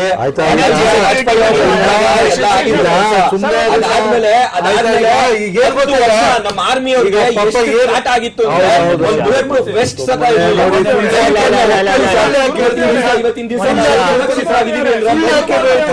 ಡೈಗ್ರೆಸ್ ಆಗೋದ್ ಬೇಡ. ಓಕೆ, ಒನ್ ಸೆಕೆಂಡ್ ಬಂದೆ. UPA ರೂಲ್ ಅಲ್ಲಿ ಆಗಿದ್ದು 1 2 3 nuclear agreement between US and India, ಅದು ಸಿವಿಲ್ ನ್ಯೂಕ್ಲಿಯರ್ ಡೀಲ್. ಅಲ್ಲ, ಎನರ್ಜಿ ಸೆಕ್ಯೂರಿಟಿ ಅಗ್ರಿ. ಒಂದು ನಿಮಿಷ, ಈಗ ಮಂಡ್ಯದ ವಿಷಯಕ್ಕೆ ತಾವು ಬರ್ತಾ ಇದ್ದೀರಾ. ಕರ್ನಾಟಕ ರಾಜ್ಯದಲ್ಲಿ ಅನೇಕ ಜ್ವಲಂತ ಸಮಸ್ಯೆಗಳಿವೆ. ರೈತ ಸಮಸ್ಯೆ ಆಗಿರ್ಬೋದು, ನೀರಾವರಿ ವಿಷಯಕ್ಕಾಗಿರ್ಬೋದು, ಅಥವಾ ನಾವು ಮೂಲಭೂತ ಸೌಕರ್ಯಗಳು ಏನು ಗ್ರಾಮೀಣ ಪ್ರದೇಶಗಳಲ್ಲಿ ಇರ್ತಕ್ಕಂಥ ಸಮಸ್ಯೆಗಳಾಗಿರ್ಬೋದು. ನಾನು ಒಂದು ಮಾತು ಹೇಳಕ್ಕೆ ಇಚ್ಛೆ ಪಡ್ತೀನಿ. ಇವತ್ತು ನಮಗೆ ಅಪಾರವಾದಂತ ಗೌರವ ಇದೆ ಅಂಬರೀಶ್ ಅವ್ರ ಮೇಲೆ, ಸುಮಲತಾ ಅವ್ರ ಮೇಲೆ. ಯಾವುದೇ ಕಾರಣಕ್ಕೂ ಅವ್ರ ವೈಯಕ್ತಿಕ ವಿಚಾರಗಳು ನಾವು ಹೋಗೋದಿಲ್ಲ. ಅವ್ರು ಕ್ಯಾಂಡಿಡೇಟ್ ಆಗಿದ್ದಾರೆ, ಆಗ್ಲಿ ಬಿಡಿ. ಅವರಲ್ಲದೆ ಇನ್ನೊಬ್ರು ಕ್ಯಾಂಡಿಡೇಟ್ ಆಗ್ತದೆ, ಅದ್ರ ಬಗ್ಗೆ ನಮಗೇನಿಲ್ಲ. ಇವತ್ತೇನು ಈ ರಾಜ್ಯದಲ್ಲಿ ಇರ್ತಕ್ಕಂಥ ಚಲನಚಿತ್ರ ನಟರು ಅವರಿಗೆ ಸಪೋರ್ಟ್ ಕೊಡ್ತೀವಿ. ನಿಖಿಲ್ ಕುಮಾರಸ್ವಾಮಿ ಕೂಡ ಚಲನಚಿತ್ರ ನಟರ, ಅದ್ರ ಬಗ್ಗೆ ನಮ್ಗೆ ಎರಡನೇ ಮಾತಿಲ್ಲ. ಸಪೋರ್ಟ್ ಕೊಟ್ಕೊಳ್ಳೋ ಅವ್ರ ವೈಯಕ್ತಿಕ ವಿಚಾರ. ನಾವು ಮಾತಾಡ್ತಕ್ಕಂಥದ್ದು ಕೆಲಸದ ಆಧಾರದ ಮೇಲೆ. ಇವತ್ತು ಮಂಡ್ಯದಲ್ಲಿ ಒಂದು ಗ್ರಾಮ ಪಂಚಾಯತಿಯಿಂದ ಜಿಲ್ಲಾ ಪಂಚಾಯತಿ, ತಾಲೂಕ್ ಪಂಚಾಯತಿ, MLAಗಳು, MLCಗಳು, ಮಿನಿಸ್ಟರ್ಗಳು, ಮುಖ್ಯಮಂತ್ರಿಗಳು ನಮ್ಮವರಿದ್ದಾರೆ. ಇವತ್ತು ನಾವು ಏನಿದ್ರು ಕೂಡ ಈ ರಾಜ್ಯದ ಕಟ್ಟ ಕಡೆಯ ಪ್ರಜೆಯ ಸಮಸ್ಯೆಗಳೇನಿದೆ ಅದರ ಆಧಾರದ ಮೇಲೆ ನಾವು ಓಟ್ ಕೇಳಕ್ ಹೋಗ್ತಾ ಇದೀವಿ. ನಾವು ಯಾವ್ದನ್ನ ಶೋಕಿ ತರಿಸ್ಕೊಂಡು ಓಟ್ ಕೇಳಕ್ ಹೋಗ್ತಾ ಇಲ್ಲ. ಇವತ್ತು ಜನ ನಮ್ಮನ್ನು ಯಾಕೆ ಕೈ ಹಿಡಿತಾರೆ ಅಂತ ಆಧಾರದ ಮೇಲೆ ಮಾಡ್ತಾರೆ. ಕಾನ್ಫಿಡೆನ್ಸ್ ಸರಿ. ಜಿಲ್ಲಾ ಪಂಚಾಯತ್ ಇರಬಹುದು, MLAಗಳಿರ್ಬೋದು, ಎಲ್ಲ ನಮ್ಮವರೇ ಇರೋರು ಅಂತ. ಫೈನ್, ಯಾಕಾಗದು ಇಷ್ಟು ಮೀಟಿಂಗ್ಗಳು ಅಂತ? ಸರ್, ಒಂದು ಮಾತನ್ನ ಹೇಳ್ತಿದ್ದೀನಿ. ಇವತ್ತು ಈ ದೇಶದಲ್ಲಿ ನಾವು ಕೋಮುವಾದ ಪಕ್ಷವನ್ನು ದೂರ ಇಡಬೇಕು ಅಂತಂದ್ರೆ ಒಂದೊಂದು ಕ್ಷೇತ್ರ ಕೂಡ ಮಂಡ್ಯ ತರನೇ ನಾವು ಇಂಪಾರ್ಟೆನ್ಸ್ ಆಗುತ್ತೆ ನಮಗೆ. ಸನ್ಮಾನ್ಯ ದೇವೇಗೌಡರು ಒಂದು ಮಾತು ಹೇಳ್ತಿದ್ದಾರೆ, ನಮ್ಮ ಮುಖ್ಯ ಗುರಿ ಇರ್ತಕ್ಕಂಥದ್ದು ಏನಿದ್ರು ಕೋಮುವಾದಿ ಪಕ್ಷ. ಇದಕ್ಕೆ ಈ ದೇಶದಲ್ಲಿ ಇರ್ತಕ್ಕಂಥ ಎಲ್ಲಾ ಜಾತ್ಯತೀತ ಪಕ್ಷಗಳು ಒಂದೇ ಆಗಬೇಕು, ಒಂದೇ ವ್ಯಕ್ತಿಯಲ್ಲಿ ಕ್ಯಾಂಡಿಡೇಟ್ ಯಾರು ಅಂತ ಡಿಸೈಡ್ ಮಾಡಕ್ಕೆ ಸರ್. ಖಂಡಿತ. ಈಗ ಒಂದು ಮಾತನ್ನ ಹೇಳ್ತಿದ್ದೀನಿ, ನಿಮ್ಮ ಮಾತಿಗೆ ಬರೋದಾದ್ರೆ ಸ್ಪಷ್ಟವಾಗಿ ನೀವೇ ಹೇಳಿ ಹರೀಶ್ ಅವರೇ. ಯಾರಾದ್ರೂ ಈಗ ಇದನ್ನ ಅಪ್ಲಿಕೇಶನ್ ಹಾಕಿದ್ದಾರಾ? ಇಲ್ಲ ಅಫಿಷಿಯಲ್ ಆಗಿ ಯಾರಾದ್ರೂ ಘೋಷಣೆ ಮಾಡ್ಬಿಟ್ಟು ನೀವೇ ಕ್ಯಾಂಡಿಡೇಟ್ ಪಕ್ಷದ ಪರವಾಗಿ ಹೇಳಿದಾರ? ಸಂಭಾವ್ಯ ಪಟ್ಟಿ ಇದೆ ಹೊತ್ತಾಗ್ಲಿ, ಯಾವುದೇ ಕಾರಣಕ್ಕೂ ಅಫಿಷಿಯಲ್ ಆಗಿ ಯಾರನ್ನೂ ಇದು ಮಾಡಿಲ್ಲ. ದಯವಿಟ್ಟು ಎಲ್ಲಾ ಪಕ್ಷಗಳಲ್ಲೂ ಯಾಕಾತ್ರ ಪಡ್ತಾ ಇದ್ದೀರಾ? ಇನ್ನು ಕಾಲಾವಕಾಶ ಇದೆ. ಯಾವಾಗ್ಲೂ ಕೋಮವಾದಿ ಅಂತಾರೆ. ಎಷ್ಟು ಜನ ಕಾರ್ಯಕರ್ತರು RSS ಅವರು, ಬಿಜೆಪಿ ಅವರು ಹತ್ಯೆ ಆಯ್ತು ಸಿದ್ದರಾಮಯ್ಯ ಅವರ ಕಾಲದಲ್ಲಿ. ಅದರಿಂದ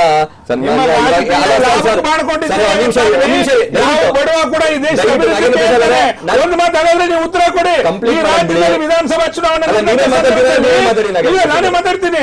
ಈ ರಾಜ್ಯದ ವಿಧಾನಸಭಾ ಚುನಾವಣೆ ನಡೆದಂತ ಸಂದರ್ಭದಲ್ಲಿ ಹಿಂದೂ ಮುಸ್ಲಿಂ ಗಲಾಟೆ ಇತ್ತು. ಸರ್ಕಾರ ಬಂದ ನಂತರ ವಿಷಯನೇ ಇಲ್ಲ. ಯಾರು ಮಾತಾಡಲ್ಲ.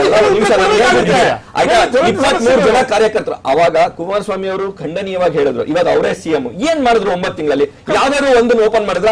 ಇದು ನೀವು ಕೋಮವಾದಿ ಅಂತ ಹೇಳ್ತಿರಲ್ಲ, ಆ ಹುಡುಗರು ಯಾರು ಸತ್ರೋ ಅವ್ರು ಯಾವ್ದೇ ಜಾತಿ ಪಂಗಡ ಅಥವಾ ಯಾವ್ದೇ ರಿಲಿಜನ್ ಅವರಾಗಿರ್ಲಿ, ಅವ್ರ ಮನೆಯವ್ರಿಗಂತೂ ಅವ್ರು ಕಳ್ಕೊಂಡಂಗೆ ಅಲ್ವಾ? ಅವ್ರಿಗೆ ಏನ್ ನ್ಯಾಯ ದೊರಕಿಸ್ಕೊಟ್ರಿ ಹೇಳಿ? ಅದು ಬಿಟ್ಟು ಜಾತ್ಯತೀತ ಅಂತ ಹೇಳ್ಕೊಂಡು ಓಡಾಡೋದು ಬಿಟ್ಟು ಕೆಲಸ ಮಾಡಿ ಅಂತ ಅದಕ್ಕೆ ಉತ್ತರ ನಾನ್ ಕೊಡ್ತೀನಿ. ಈ ರಾಜ್ಯದಲ್ಲಿ ಯಾವುದೇ ನೊಂದಂತ ಮನೆಗೆ ನೀವು ಒಂದಿನ ಕೂಡ ಹೋಗಿ ಸಾಂತ್ವನ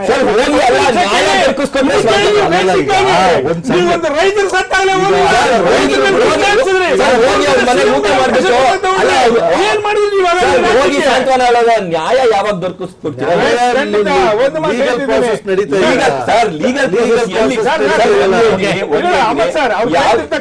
ಒಳ್ಳೆ ಮಾತು. ನಿಮಗೆ ನ್ಯಾಯ ಬೇಕಾಗಿರ್ತಕ್ಕಂಥದ್ದು. ನೀವು ಇವತ್ತು ಈ ರಾಜ್ಯದಲ್ಲಿ ದೇಶದಲ್ಲಿ 69,000 ಜನ ರೈತರು ಸತ್ರು. ಯಾವತ್ತಾದ್ರೂ ಸಾಂತ್ವನ ಹೇಳಿ? ರೈತರ ಮನೆಗೆ ಹೋಗಿದ್ರೆ ನೀವು ಸಾಂತ್ವನ ಹೇಳ್ತೀರಲ್ಲ, ರೈತರಿಗೆ ಗೊಬ್ಬರ ಕೊಡ್ತಾ ಇರಲಿಲ್ಲ ಸ್ವಾಮಿ. ಈ ಗವರ್ಮೆಂಟ್ ಬಂದಲ್ಲಿ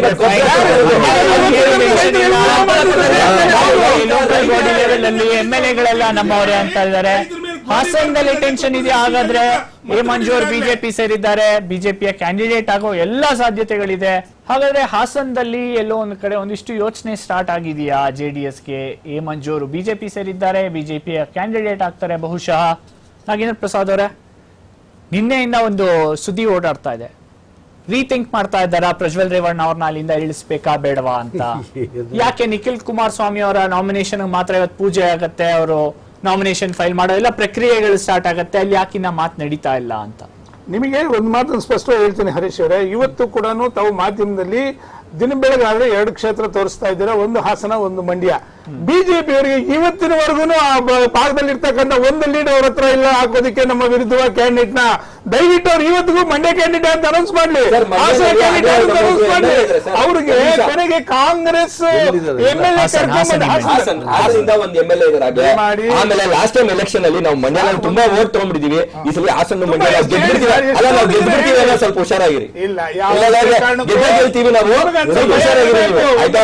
ಅದಕ್ಕೆ ನಿಮ್ ನಮ್ಮ ಮುಖ್ಯಮಂತ್ರಿಗಳು ತುಂಬಾ ಕೆಲಸ ಮಾಡ್ತಾ ಇದಾರೆ, ಓಡಾಡ್ತಾ ಇದಾರೆ. ಸರ್ ಗುರುಮೂರ್ತಿ ಅವರೇ ದಯಮಾಡಿ ನೋಡಿ, ವಿಷಯಾಂತರ ಬೇಡ, ಸ್ಪಷ್ಟವಾಗಿ ಮಾತಾಡೋಣ. ಇವತ್ತು ಯಾವುದೇ ಕಾರಣಕ್ಕೂ ಹಾಸನದಲ್ಲಿ ತಾವು ಮತ್ತೆ ಸೇಮ್ ನಾನು ಮಂಡ್ಯದ ಬಗ್ಗೆ ಏನ್ ಮಾತಾಡ್ತಾ ಇದ್ದೀನಿ, ಸನ್ಮಾನ್ಯ ದೇವೇಗೌಡರು ಮತ್ತೆ ಸನ್ಮಾನ್ಯ ಕುಮಾರಣ್ಣ ಅವರು, ಸನ್ಮಾನ್ಯ ರೇವಣ್ಣ ಅವರು ಈ ಸಮ್ಮಿಶ್ರ ಸರ್ಕಾರ ಕೊಟ್ಟಿರ್ತಕ್ಕಂಥ ಕೊಡುಗೆಗಳು, ನೀವು ಕೊನೆ ಕಡೆ ಗ್ರಾಮಕ್ಕೆ ಹೋಗಿ ಇವತ್ತಲ್ಲಿ ಆಗಿರ್ತಕ್ಕಂಥ ಅಭಿವೃದ್ಧಿ ಕೆಲಸಗಳ ಬಗ್ಗೆ ಮಾತಾಡ್ತಾರೆ. ಅಂತ ಸಂದರ್ಭದಲ್ಲಿ ನಮ್ಗೆ ಯಾವ ಕ್ಯಾಂಡಿಡೇಟ್ ಬೇರೆ ಎಲ್ಲೂ ಆಗಿಲ್ವಾ ಅಭಿವೃದ್ಧಿ? ಬೇರೆ ಇಲ್ಲ, ಅಲ್ಲಿ ಅಷ್ಟೊಂದು ಕಾನ್ಸಂಟ್ರೇಷನ್ ಕೊಟ್ಟು ನಮ್ಮ ಕೆಲಸದ ಆಧಾರದ ಮೇಲೆ ಎಲ್ಲಾ ಜಿಲ್ಲೆಗಳಲ್ಲೂ ಕೂಡ ಖಂಡಿತ. ಆಮೇಲೆ ಇನ್ನೊಂದು ಏನು ಅಂತಂದ್ರೆ 2 ಲಕ್ಷ ರೂಪಾಯಿಗಳನ್ನ ನಾವು ಸಾಲ ಮನ್ನಾ ಮಾಡಿದ್ದೀವಿ. ಈಗ ನೀವು 2,000 ರೂಪಾಯಿ ಕೊಟ್ಬಿಟ್ಟು, ನಾವು ಮೊನ್ನೆ ಒಂದು ಡಿಸ್ಕಷನ್ ಅಲ್ಲಿ ಅದು ಹೇಳಿದ್ರು, 371 ರೂಪಾಯಿ ಕೂಲಿ ನಿಗದಿ ಮಾಡಿದ್ದಾರೆ ಜನಕ್ಕೆ, ದಿನನಿತ್ಯದ ಕೂಲಿ. ನೀವು ರೈತರಿಗೆ 17 ರೂಪಾಯಿ ಒಂದು ದಿನಕ್ಕೆ ಕೊಟ್ಟು ಅದಕ್ಕೆ ಪ್ರಧಾನಮಂತ್ರಿ ರೈತ ಸನ್ಮಾನ್ ಅಂತ ಹೆಸರು ಬೇರೆ ಇಡ್ತೀರಿ. ಸನ್ಮಾನ ಏನ್ ಹೇಳೋದು? ಒಂದೇ ನಿಮಿಷ ಹೇಳ್ಬಿಡ್ತೀನಿ. ಸನ್ಮಾನ್ಯ ಮೋದಿ ಅವ್ರಿಗೆ ಸಮಸ್ಯೆ ಏನಾಗಿದೆ ಅಂದ್ರೆ, ನಮ್ಮ ಸ್ನೇಹಿತರು ಹೇಳ್ತಾ ಇದ್ರು, ಇದು ರಿಸರ್ವ್ ಬ್ಯಾಂಕ್ಗೆ ಸಂಬಂಧಪಟ್ಟದ್ದು, ಅದು ಒಂದು ಕಾಂಟ್ರವರ್ಸಿ ಅಂತ. ಅವರಿಗೆ ಅಡ್ಮಿನಿಸ್ಟ್ರೇಟಿವ್ ಮೆಕ್ಯಾನಿಸಮ್ ಅಲ್ಲಿ, ಪಾರ್ಲಿಮೆಂಟರಿ ವ್ಯವಸ್ಥೆನಲ್ಲಿ ಅವ್ರಿಗೆ ನಂಬಿಕೆ ಇಲ್ಲ. ಒಂದು. ಎರಡನೇದಾಗಿ on record I am submitting, ಅವರಿಗೆ ಅಡ್ಮಿನಿಸ್ಟ್ರೇಷನ್ ಬಗ್ಗೆ ಹಿಡ್ತಾನೆ ಇಲ್ಲ. ಓಕೆ, ನಾನು ಒಂದು ಮಾತು ಹೇಳ್ಬೇಕಿದ್ರ ಬಗ್ಗೆ ತುಂಬಾ ಕ್ಲಿಯರ್ ಆಗಿ ಹೇಳ್ಬೇಕು ನೋಡಿ. ಇವರಿಗೆ ವಾಸ್ತವಾಂಶ ಕಾಂಗ್ರೆಸ್ನವ್ರಿಗೆ ನಿಜವಾಗ್ಲೂ ಹೇಳ್ತೀನಿ ಗೊತ್ತೇ ಇಲ್ಲ.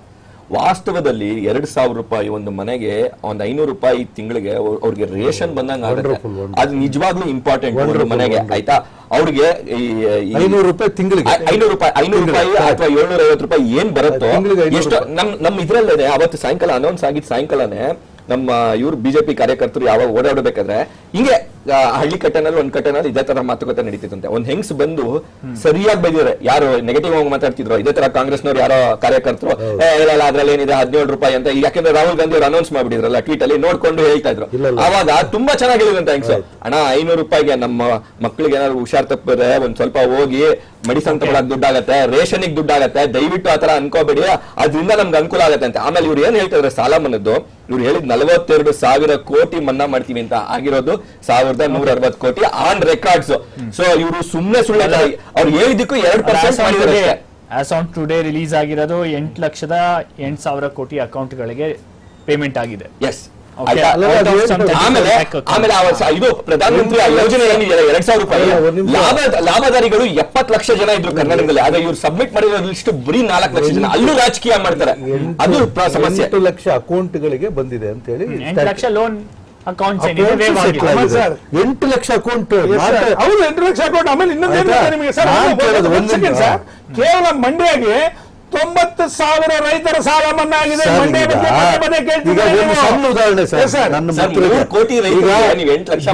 ಈಗ ನಮ್ಮ ಮಾಧ್ಯಮದ ಮಿತ್ರರು ಎಲ್ಲಾ ಕಡೆ ಕೇಳ್ತಾರೆ, ಹೋಗಿ ಓಟ್ ಯಾರಿಗೆ ಕೊಡ್ತೀರಿ, ಓಟ್ ಯಾರಿಗೆ ಕೊಡ್ತೀರಿ. ಮೊನ್ನೆ ನಡೆದಂಥದ್ದು ಒಂದು ನಾವು ನೋಡಿದ್ದೀವಿ, ಸಮೀಕ್ಷೆಗೆ ಸಂಬಂಧಪಟ್ಟಂತೆ ಸನ್ಮಾನ್ ಮೋದಿ ಅವ್ರಿಗೆ ಸಂಬಂಧಪಟ್ಟಂತೆ ಒಬ್ಬ ರಿಟೈರ್ಡ್ ಎಂಪ್ಲಾಯಿ ಏನ್ ಹೇಳ್ದ ನೋಡಿದ್ವಿ. ಇವತ್ತು ನಾವು ಆ ರೀತಿ ಸಾಲ ಮನ್ನಾದಕ್ಕೆ ಸರಿಯಾದಂತ ವ್ಯವಸ್ಥೆ ಮಾಡಿದಿರಿ, ಇವತ್ತು ಜನ ನಮ್ಮನ್ನು ಬಿಡ್ತಿದ್ರ ಬೀದಿ.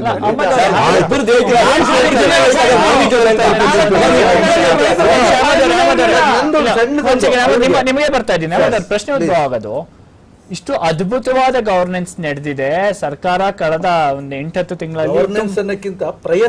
ಪ್ರಯತ್ನ ನಡೆದಿದೆ, ನಾವು ಮಾಡಿದೀವಿ, ನಮ್ಮ ಇಂಟೆನ್ಷನ್ ತೋರಿಸಿದೀವಿ ಅಂತ ಹೇಳೋದಾದ್ರೆ ಯಾಕೆ ಮಂಜೂರ್ ನಿಮ್ ಪಕ್ಷ ಬಿಟ್ರಿ ಇವತ್ತು?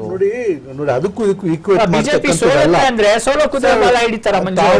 23ನೇ ತಾರೀಕು ತಾವು ನೋಡ್ಕೊಳ್ಳಿ, ಹಾಸನದ ಫಲಿತಾಂಶ ಏನಾಗಿರ್ತದೆ ಅನ್ನೋದನ್ನ ನಾನೀಗ ಮಾತಾಡ್ಲಿಕ್ಕೆ ಇಷ್ಟಪಡೋದಿಲ್ಲ, ನೋಡ್ಕೊಳ್ಳೋಣ. ನನ್ನ ಈಗ ತಾವು ಹೇಳಿದಂಥದ್ದು ರೈತರ ಬಗ್ಗೆ ನಮ್ಮ ಬಿಜೆಪಿ ವಕ್ತಾರರು ಬಹಳ ಅದ್ಭುತವಾಗಿ ಹೇಳಿದ್ರು. 500 ರೂಪಾಯಿ ತಿಂಗಳಿಗೆ ಅವರ ಯೋಗ್ಯತೆ ನಿಲ್ಸಾಗಿದೆ, 500 ರೂಪಾಯಿ ಕೊಡ್ತಾ ಇದ್ದಾರೆ. ನನ್ನ ಹಂಬಲ್ ಸಬ್ಮಿಷನ್ ಅವರಿಗೆ, ನೀವು ಏನ್ ಹೇಳಿ ಬಂದ್ರಿ, ರೈತರ ಅವರ ಏನ್ ಖರ್ಚಿದೆ ಅದರ ದುಪ್ಪಟ್ಟು ಮಾಡಿಕೊಡ್ತೀವಿ ಅಂತ ಹೇಳ್ತೀರಾ. ಎಲ್ಲಿ ಮಾಡಿದಿರಿ ನೀವು? ಸರ್ಕಾರ 2009ರಲ್ಲಿ 8ರಲ್ಲಿ 72,000 ಕೋಟಿಗಳನ್ನ ನಾವು ಮನ್ನಾ ಮಾಡಿದ್ವಿ. ಅದ್ರಲ್ಲೂ ಡೈರೆಕ್ಟ್ ಲಿಂಕಿಂಗ್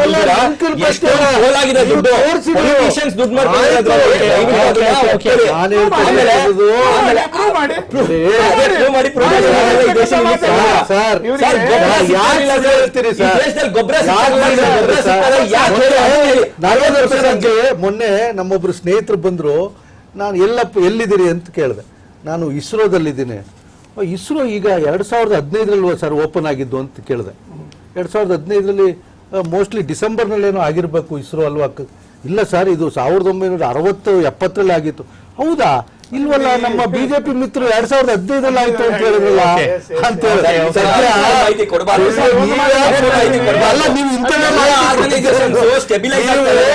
ಅಂತ ಮಾಹಿತಿ ಕೊಡ್ತಾರೆ. ಸತ್ಯ, ಥ್ಯಾಂಕ್ ಗಾಡ್. ಈ ತರ 9 ತಿಂಗಳಲ್ಲಿ ಏನು ಮಾಡಿದಿರಾ? ಓಪನ್ ಇಟ್ಕೊಂಡು ಕೂತಿದ್ದೀರಾ, ಬಹಳ ಅದ್ಭುತ ಮಾಡಿದಿರಾ? ಅರ್ಧಂಬರ್ಧ ಮಾಡಿ ಮೇಕೆದಾಟಲ್ಲಿ ನಮ್ಮ ಬಿಜೆಪಿ ಮಿತ್ರರನ್ನ ಆನ್ ರೆಕಾರ್ಡ್ ನಾನು ಅವ್ರ ಹತ್ರ ಒಂದು ಸವಾಲ್ ಮಾಡ್ತೀನಿ. DPR ಕೊಡ್ಬೇಕಾದ್ರೆ ಡಿಟೈಲ್ಡ್ ಪ್ರಾಜೆಕ್ಟ್ ರಿಪೋರ್ಟ್ ಅನುಮೋದನೆ ಕೊಡ್ಬೇಕಾದ್ರೆ ಏನ್ ಮಾಡಿದಾರೆ ಗೊತ್ತಾ ಅವರು ನಮ್ಮನ್ನ? ಅದ್ರಲ್ಲಿ ಏನ್ ಅವಾರ್ಡ್ ಆಗಿದೆ ಕಾವೇರಿ, ಅದ್ರಲ್ಲಿ ನೀವು ಒಪ್ಕೋಬೇಕು ಅಂತ ಮಾಡ್ಕೊಂಡಿದ್ದಾರೆ. ನೀವೇನ್ ಮಾಡ್ತಾ ಇದ್ರಿ ಎಂಪಿಗಳು? ನೀವು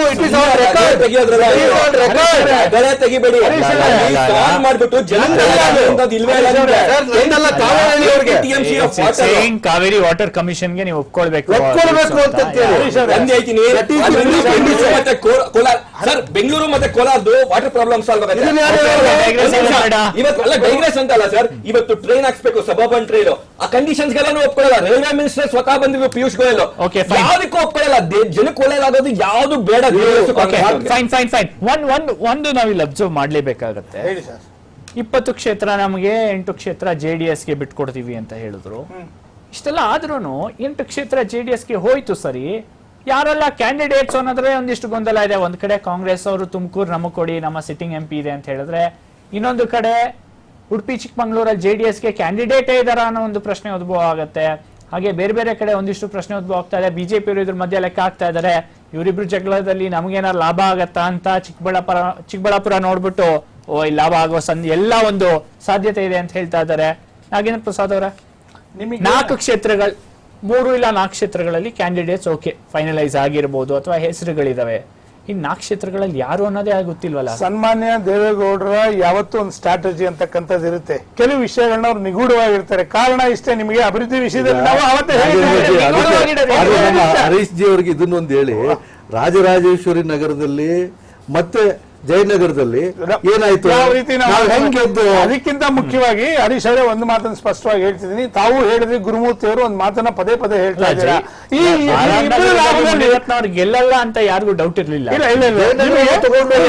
ಹರೀಶ್ ಒಂದು ಮಾತು ಅಣ್ಣ ಕೇಳಿ, ಇವರು ಹರೀಶ್ ಅವ್ರು ಹೇಳಿದ ಮಾತುಗೂ ಗುರುಮೂರ್ತಿ ಅವ್ರು ಹೇಳಿದ ಮಾತುಗೂ ಯಾವ ರೀತಿ ಮ್ಯಾಚಿಂಗ್ ಇದೆ ಅಂತಂದ್ರೆ, ನಿಮ್ಮಿಬ್ಬರ ಮನಸ್ಪರ್ಧೆಗಳಲ್ಲಿ ಬಿಜೆಪಿ ಯಾವ ರೀತಿ ಲಾಭ ಪಡಿತಾರೆ ಅಂತಕ್ಕಂಥ ಮಾತನ್ನು ಇವರು ಅವರು ಹೇಳ್ತಾ ಇದ್ದಾರೆ. ನಾನು ಹೇಳ್ತಾ ಇದ್ದೀನಿ, ಹಾಗಾದ್ರೆ ಬಿಜೆಪಿ ಸಾಧನೆಗಳು ಶೂನ್ಯನ?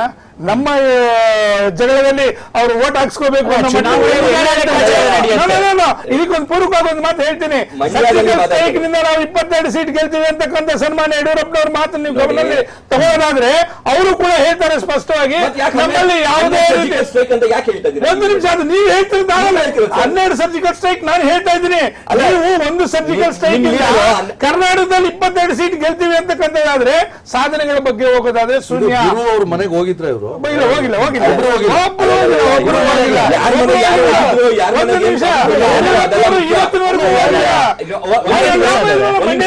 ಸೀಟ್ ಅವ್ರು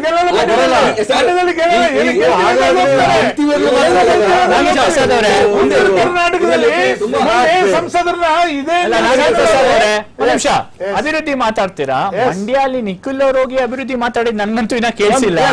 ಒಳ್ಳೆ ಪ್ರಶ್ನೆ ಕೇಳಿದ್ರಿ. ಕೋಟ್ಯಾಂತರ ಜನ ಈ ವಿಷಯವನ್ನು ಕೇಳಿಸ್ಕೊತಾ ಇದ್ದಾರೆ. ಸನ್ಮಾನ್ಯ ನರೇಂದ್ರ ಮೋದಿ ಅವರಾಗಿರ್ಬೋದು, ಸನ್ಮಾನ್ಯ ದೇವೇಗೌಡರಾಗಿರ್ಬೋದು, ಸಿದ್ದರಾಮಯ್ಯ ಅವರಿರ್ಬೋದು, ಹುಟ್ಟಿದ ದಿನಾನೇ ಯಾರು ಕೂಡ ದೊಡ್ಡ ಪೊಲಿಟಿಷಿಯನ್ ಆಗಲ್ಲ. ಸನ್ಮಾನ್ಯ ದೇವೇಗೌಡರು ಇವತ್ತು ಈ ರಾಜ್ಯದ ಗ್ರಾಮ ಪಂಚಾಯತಿ ಸದಸ್ಯರಿಂದ ಭಾರತ ದೇಶ ಪ್ರಧಾನಿಗೆ ಹೋದ್ರು. ಒಂದೊಂದು ಮೆಟ್ಟಿಗೆ ಬಂದಿದ್ದಾರೆ. ಬೋಡಿ ಡೈರೆಕ್ಟ್ ಆಗಿ ನೀವು ಪಾರ್ಲಿಮೆಂಟ್ ಕಳಿಸ್ತಾ ಇದ್ದೀರಾ? ಹೇಳ್ತಿದ್ದೀನಿ ಕೇಳಿ, ರಾಜಕೀಯ ಅನುಭವ ತಾವೇ ಹೇಳ್ತಾ ಇದ್ದೀರಾ. ಈ ದೇಶದಲ್ಲಿ ಸರ್ ಅಣ್ಣ ಒಂದು ನಿಮಿಷ, ಈ ದೇಶದಲ್ಲಿ ಯುವಕರು ಬರಬೇಕು ಅಂತ ತಾವೇ ಹೇಳ್ತಾ ಇದ್ದಾರೆ. ಯುವಕರು ಕ್ಯಾಂಡಿಡೇಟ್ಸ್ ಇದಾರಲ್ಲ ಸ್ವಾಮಿ ಮಂಡ್ಯದಲ್ಲಿ. IRS ಆಫೀಸರ್ ನಿಮ್ ಪಕ್ಷದಲ್ಲಿ ಇದ್ರು ಅಂತ ಕ್ಯಾಂಡಿಡೇಟ್ ನ ಬಿಟ್ಬೇಕು ನೀವು. ನಿವೃತ್ತಿ ಒಂದು ಇನ್ನೊಬ್ಬರನ್ನ ನಿಲ್ಸಿದ್ರು, ಆತರ ಹತ್ತಿಲ್ಲ ಕರ್ನಾಟಕ. ನಾಗೇಂದ್ರ ಪ್ರಸಾದ್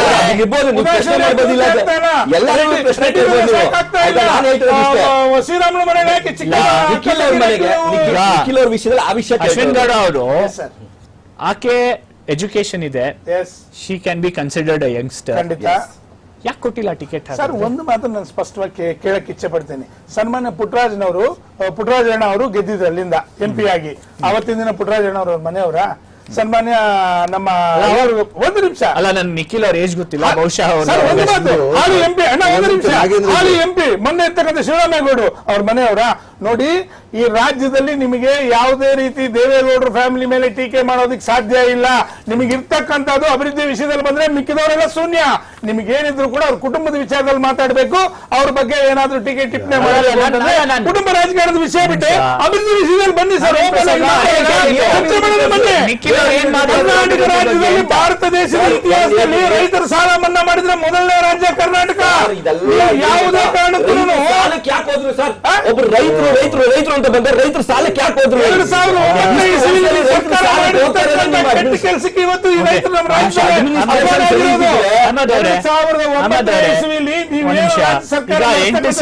8 ಸೀಟ್ ಅವ್ರಿಗೆ ಬಿಟ್ಕೊಟ್ರಿ. ಇನ್ನ 4 ಸೀಟ್ಗಳಲ್ಲಿ ಅವ್ರಿಗೆ ಸ್ವಲ್ಪ ಗೊಂದಲ ಇದೆ. ನಿಮ್ಮಲ್ಲಿ ತುಮಕೂರು ಬಿಟ್ಕೊಡ್ಬಾರ್ದಿತ್ತು, ಮೈಸೂರು ಅವ್ರು ಕೇಳ್ತಾ ಇದ್ದಾರೆ. ಇನ್ನ ಚರ್ಚೆ ನಡೀತಾ ಇದೆ, ನಾವ್ ಮಾತಾಡ್ತಾ ಇಲ್ಲ. ಇದು ಪರಮೇಶ್ವರ್ ಅವರು ಆನ್ ರೆಕಾರ್ಡ್ ಇದ್ದಾರೆ. ರಾಜಕಾರಣ ಅಂತ ಹೇಳಿದ್ರೆ ಅದೇ. ಈಗ ತ್ರಿಪುರಾದಲ್ಲಿ ಏನಾಗಿದೆ, ಬಿಜೆಪಿ ಜೊತೆನಲ್ಲಿ ಚುನಾವಣೆನ ಸ್ಪರ್ಧಿಸಿದಂತ ಬಿಜೆಪಿ ದೊಡ್ಡ ಕಾಂಟ್ರಿಬ್ಯೂಷನ್ IFPT ಅಂತ ಹೇಳಿ, ಇಂಡಿಜಿನಿಯಸ್ ಪೀಪಲ್ಸ್ ಫ್ರಂಟ್, ಅದು ಬಿಟ್ಟು ಹೋದ್ರು. ನಾರ್ತ್ ಈಸ್ಟ್ ಅಲ್ಲಿ ಅಲೈನ್ಸ್ ಆಗ್ತಾ ಇಲ್ಲ. ರಾಜಕಾರಣ ಅಂತಕ್ಕಂಥದ್ದು ಈ ರೀತಿಯಾದ ಕ್ಷೇತ್ರಗಳ ಬಗ್ಗೆ ನಾವು ಸಿಟ್ಟಿಂಗ್ MP ಇದ್ದು ಸಿಟ್ಟಿಂಗ್ MP ಸಂಬಂಧಪಟ್ಟ ನಡೀತಾ ಇದೆ ಮಾತುಕತೆ. ಅದನ್ನ ಈಗ ನಮ್ಮ ಹೈಕಮಾಂಡ್ ತೀರ್ಮಾನ ಮಾಡಿ ಕೊಟ್ಟಿದ್ದಾರೆ. ಮೇಲೆ ಇನ್ನ ಮಾತುಕತೆ ನಡೀತಾ ಇದೆ ಅಂದ್ರೆ that shows beauty of our democracy. ಅದ್ಭುತ ತೋರಿಸ್ತದೆ. Very good. ಈಗ ಒಂದು ಸಣ್ಣದು ಬಿಜೆಪಿಯಿಂದ ಕನಿಷ್ಠ ನನಗಿರ್ತಕ್ಕಂಥ ಮಾಹಿತಿ ಪ್ರಕಾರ 4 ಜನ MP ಗಳು ರಾಜೀನಾಮೆ ಕೊಟ್ಟು ಹೊರಗಡೆ ಬಂದ್ರು. ಏನ್ ಕಾರಣ ಅಂದ್ರೆ ನಮಗೆ ಉಸಿರುಗಟ್ಟತಕ್ಕಂಥ ವಾತಾವರಣ ಇದೆ, ಮಾತಾಡ್ಲಿಕ್ಕೆ ಅವಕಾಶ ಇಲ್ಲ ಅನ್ನೋದಕ್ಕೆ ಅವರು ರಾಜೀನಾಮೆಯನ್ನು ಕೊಟ್ಟು ಬಂದ್ರು. ನೋಡಿ, ಪ್ರತಿಯೊಂದು ನಮ್ಮ ಸ್ನೇಹಿತರಿಗೆ 282 ಜನದಲ್ಲಿ 4 ಜನ ಇಲ್ಲಿರೋ 3-4 ಜನದಲ್ಲೇ 282ರಿಂದ ಈಗ 268ಕ್ಕೆ ಬಂದಿದ್ದೀರಿ ತಾವು. 14 ಕ್ಷೇತ್ರಗಳನ್ನ ತಾವು ಕಳ್ಕೊಂಡಿರ್ತಕ್ಕಂಥದ್ದು ಸರ್. ಒಂದಷ್ಟು ಕಳ್ಕೊಂಡಿರ್ಬೋದು, ಇವತ್ತು ಗೋವಾದಲ್ಲಿ ಒಳ್ಳೆ ವ್ಯಕ್ತಿ ತೀರೋಗ್ಬಿಟ್ರೆ ಲೆಟರ್ ಕೊಡ್ತಾರೆ. ಒಂದ್ ಸೆಕೆಂಡ್ ಅಹಮದ್ ಅವರೇ, 22 ಗೆಲ್ಬೇಕು ನಾವು, ಟುಗೆದರ್ 22 ಗೆಲ್ಬೇಕು, 24 ಏನೇನೋ ಬರ್ಸ್ ಹೇಳ್ಬೋದು ನೀವು. ಹಂಗ್ ಗೆಲ್ಬೇಕಂದ್ರೆ ಈ ಒಂದು ಕಾನ್ಸ್ಟಿಟ್ಯೂನ್ಸಿಲಿ ಈಗ ಉಡುಪಿ ಚಿಕ್ಕಮಂಗ್ಳೂರು ಹಲವಾರು ಜನ ಹೇಳ್ತಾ ಇದಾರೆ ಕಾಂಗ್ರೆಸ್ ಕೊಡ್ಬೇಕಿತ್ತು, ಒಂದ್ ಒಳ್ಳೆ ಫೈಟ್ ಇರೋದಲ್ಲಿ ಅಂತ. ಅಲ್ಲಿ JDS ಕೊಟ್ಟಿದ್ದೀರಾ. ಕೋಸ್ಟಲ್ ಬೆಲ್ಟ್ ಅಲ್ಲಿ JDSಗೆ ಎಷ್ಟು ಹೋಲ್ಡ್ ಇದೆ ಅಂತ ಎಲ್ರಿಗೂ ಗೊತ್ತು, ಜಗತ್ ಜಾಹೀರದು, ಯಾರು ಹೇಳ್ಬೇಕಾಗಿಲ್ಲ. It doesn't need a political science degree. ಈ ತರ ಕ್ಯಾಲ್ಕುಲೇಷನ್ಗಳು. ಈಗ ನಾವು ವಿ ಆರ್ ಮೆಚೂರ್ಡ್ ಎನಫ್, ನಮಗೆ ಶಕ್ತಿ ಇದೆ ನಿರ್ಧಾರ ತಗೊಳ್ಳಿಕ್ಕೆ. ನಮ್ಮ ಪಕ್ಷದ ನಾಯಕರು ಅದಕ್ಕೆ ಸಂಬಂಧಪಟ್ಟಂತೆ ಸರಿಯಾದ ನಿರ್ಧಾರ ತಗೋತಾರೆ. ನಮಗೆ ವಿನ್ನಬಿಲಿಟಿ ಬಹಳ ಮುಖ್ಯ. ಇಲ್ಲ, ಸಣ್ಣ ಅವಕಾಶ ನೋಡಿ.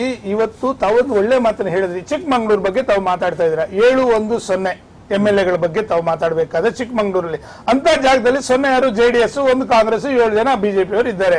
ಅಂತ ಜಾಗದಲ್ಲಿ ನಾವು ಇವತ್ತು ಹೋಗಿ ಒಂದು ಕ್ಯಾಂಡಿಡೇಟ್ ಆಗ್ತಾ ಇದ್ದೀವಿ ಅಂತಂದ್ರೆ ಅಲ್ಲಿ ಇರ್ತಕ್ಕಂತ ಹಾಲಿ MP ಗೋ ಬ್ಯಾಕ್ ಅಂತ ಹೇಳಿರ್ತಕ್ಕಂಥ ತಾವು ನೋಡಿದ್ದೀರಲ್ಲ ಬಿಜೆಪಿಯಿಂದ. ಕಾರಣ ಇಷ್ಟೇ, ಅಲ್ಲಿ ಆ ಭಾಗದಲ್ಲಿ ಅವ್ರು ಕೆಲಸ ಮಾಡಿಲ್ಲ. ಆಮೇಲೆ ಒಂದು ಮಾತಾಡ್ತೇನೆ ಹರೀಶ್ ಅವರೇ, ಇವತ್ತು ಭಾರತ ದೇಶದಲ್ಲಿ ಸರಿಸುಮಾರು ಅನೇಕ ರಾಜ್ಯಗಳಲ್ಲಿ ಪ್ರಾದೇಶಿಕ ಪಕ್ಷಗಳನ್ನ ಯಾಕೆ ಬೆಂಬಲ ಮಾಡ್ತದೆ? ರಾಷ್ಟ್ರೀಯ ಪಕ್ಷಗಳು ಫೇಲ್ಯೂರ್ ಆಗಿದ್ದಾವೆ. ಸನ್ಮಾನ್ಯ ನರೇಂದ್ರ ಮೋದಿ ಅವರು ನಿನ್ನೆ ಒಂದು ಮಾತು ಹೇಳ್ತಾರೆ, ಈ ದೇಶದಲ್ಲಿ ಒಂದೇ ಪಕ್ಷ ಬರ್ಬೇಕು ಈ ರಾಜ್ಯದಲ್ಲಿ ಅಂತಿದ್ದಾರೆ. ಯಾಕೆ ಸ್ವಾಮಿ ನೀವು ಪ್ರಾದೇಶಿಕ ಪಕ್ಷಗಳ ಜೊತೆ ಹೋಗಿ ಅಂಗಲಾಯಿಸ್ತಾ ಇದ್ದೀರಾ ತಮಿಳುನಾಡಲ್ಲಿ, ಮಹಾರಾಷ್ಟ್ರದಲ್ಲಿ? ಹಾಗಾದ್ರೆ ಪಕ್ಷ ಅಂತ ಯಾವ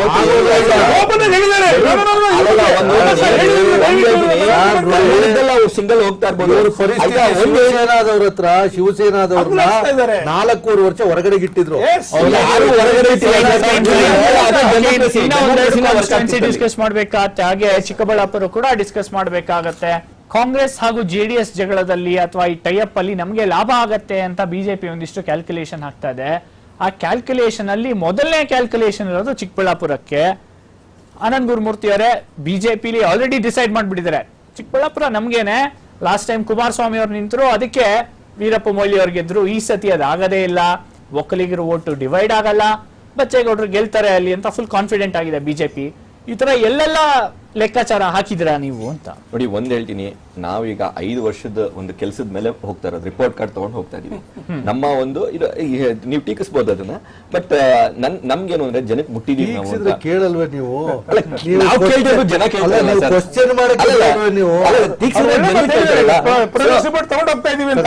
ವರ್ಷಕ್ಕೆ 2 ಕೋಟಿ ಜನ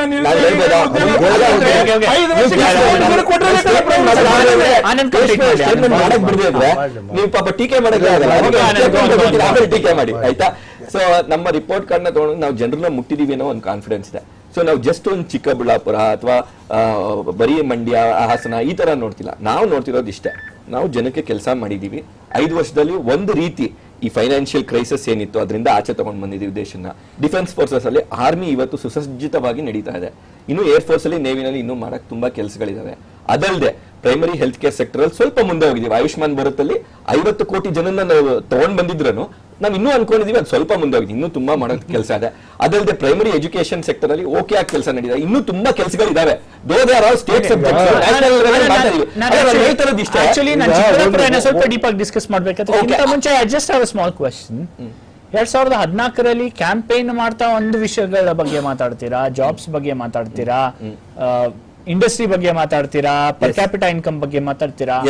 2019 ಚುನಾವಣೆಗೆ ಹೋಗ್ತಾ ನಾವು ಅದ್ರ ಬಗ್ಗೆ ಮಾತಾಡಲ್ಲ, ಬೇರೆ ಇನ್ನೊಂದಿಷ್ಟು ಇಲ್ಲ ಆತರ ಅಲ್ಲ ನೋಡಿ, 200ರಿಂದ 300 ವಿಷಯಗಳು ಒಂಥರ ಪಟ್ಟಿ ಮಾಡಿ ಇವಾಗ ನಾವು ನೋಡಿದ್ರೆ 200ರಿಂದ 300 ವಿಷಯಗಳಲ್ಲಿ ನಾವು ಜಾಬ್ಸ್ ಇಷ್ಟ ಹೇಳಿದ್ವಿ, ಇಲ್ಲ ನೋಡಿ, ಅಲ್ಲಿ ಏನ್ ಗೊತ್ತಾ, ಅಲ್ಲಿ ಒಂದು ಅಂಡರ್ಲೈನ್ ಮಾಡಿ ನೋಡ್ಬೇಕು.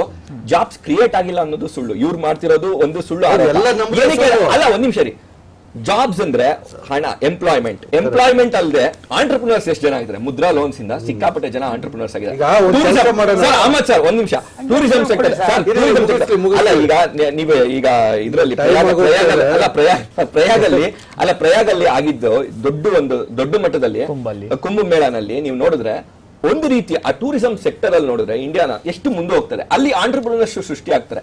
ದಯವಿಟ್ಟು ನೀವು ಬರೀ ಜಾಬ್ಸ್ ನ ಎಂಪ್ಲಾಯ್ಮೆಂಟ್ ಅನ್ನೋದು ಒಂದೇ, ಅದನ್ನೇ IIM ಅವರು ನಿನ್ನೆ ಇದು ಕೊಟ್ಟಿರೋದು ರಿಪೋರ್ಟ್ ಅಲ್ಲಿ. ಆಂಟರ್ಪ್ರಿನರ್ಸ್ ತುಂಬಾ ಜನ ಸೃಷ್ಟಿಯಾಗಿದ್ದಾರೆ. ಇದು ಕೂಡ ಒಂದು ರೀತಿ ಬ್ಯಾಲೆನ್ಸ್ ತರ್ತಾರೆ, ನಮ್ಮ ಯುವಕರಲ್ಲಿ ಒಂದು ಬ್ಯಾಲೆನ್ಸ್ ತರ್ತಾರೆ. ಸೊ ನಾವು ಈ ಮ್ಯಾನಿಫೆಸ್ಟೋನಲ್ಲಿ ಹೇಳಿರೋದನ್ನ ಮುಂದುವರಿಸ್ಕೊಂಡೇ ಬಂದಿದೀವಿ, ಯಾವ್ದು ಒಂದು ಕೈ ಬಿಟ್ಟಿಲ್ಲ. Fine just time loss. I have to get back to Chikkaballapur. ನನಗೆ ಒಂದು ಸಣ್ಣ ರಿಕ್ವೆಸ್ಟ್ ನಿಮ್ಮ ಹತ್ರ, ನಮ್ಮ ಸ್ನೇಹಿತರನ್ನ ಕೂರಿಸ್ಕೊಂಡು ನೀವು ಇನ್ನೊಂದ್ ಸಲಕ್ಕೆ ಅವಕಾಶ, ಇನ್ನೊಂದ್ ಸಲಕ್ಕೆ ಏನ್ ಅವಕಾಶ ಅಂತ ಹೇಳಿದ್ರೆ, ಮ್ಯಾನಿಫೆಸ್ಟೋ ನನಗೆ ಅವರ ಒಂದೊಂದು ಯೋಜನೆ ಬಗ್ಗೆ ದಾಖಲಾತಿ ಸಮೇತ ಇಟ್ಕೊಂಡು ಚರ್ಚೆ ಮಾಡೋಣ. ಸಂಬಂಧಪಟ್ಟಂತೆ ಸರ್ ಇದಕ್ಕೊಂದು ತಾವು ಅವಕಾಶ ಮಾಡಿಕೊಡ್ಬೇಕು. ನಾವು ನಿಜವಾಗ್ಲೂ ನಾವು ಜನಕ್ಕೆ ಸೇವೆ ಮಾಡ್ತಕ್ಕಂಥದ್ದಿದೆ. ರಾಜಕೀಯದ ವಿರೋಧಗಳನ್ನ ಬಿಡೋಣ, ರಾಜಕೀಯನ ಒಂದು ಕಡೆಗಿಡೋಣ. ನೀವು ಅಧಿಕಾರದಲ್ಲಿ ಇಟ್ಕೊಂಡು ತಾವು ಮಾಡಿರ್ತಕ್ಕಂಥದ್ದನ್ನ ತಾವು ಪ್ರೆಸೆಂಟ್ ಮಾಡಿ ವಿತ್ ಡಾಕ್ಯುಮೆಂಟ್ ನಮಗೆ ಮಾಡ್ಲಿಕ್ಕೆ ಒಂದು ಅವಕಾಶವನ್ನ ನೀವು ಏರ್ಪಾಡು ಮಾಡಿ. ಆಯುಷ್ಮಾನ್ ಯೋಜನೆಗೆ ಸಂಬಂಧಪಟ್ಟಂತೆ ಮತ್ತೆ ನಿಮ್ಮ ಡಿಫೆನ್ಸ್ಗೆ ಸಂಬಂಧಪಟ್ಟಂತೆ ನಾವೇನ್ ಮಾಡಿದೀವಿ, ನೀವೇನ್ ಮಾಡಿದಿರಿ, ಮತ್ತೆ ಉದ್ಯೋಗಕ್ಕೆ ಸಂಬಂಧಪಟ್ಟಂತೆ ಮಾಡೋಣ, ಒಂದು ಅವಕಾಶ ಮಾಡಿ.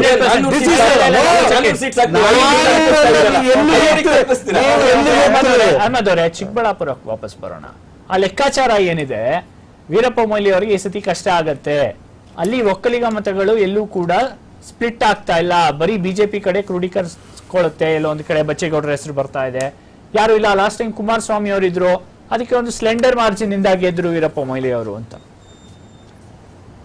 ಹೆಂಗ್ ಹೇಳ್ತೀರಾ? ಡಿಫಿಕಲ್ಟ್ ನೋಡಿ, ಇವತ್ತು ಮತದಾರರು ಪ್ರಬುದ್ಧರಿದ್ದಾರೆ. ಇಲ್ಲಿ ಜಾತಿ ಕೋಮುನ ಮೀರಿದಂತ ರಾಜಕಾರಣ ಈ ಸಲ ಆಗ್ತದೆ.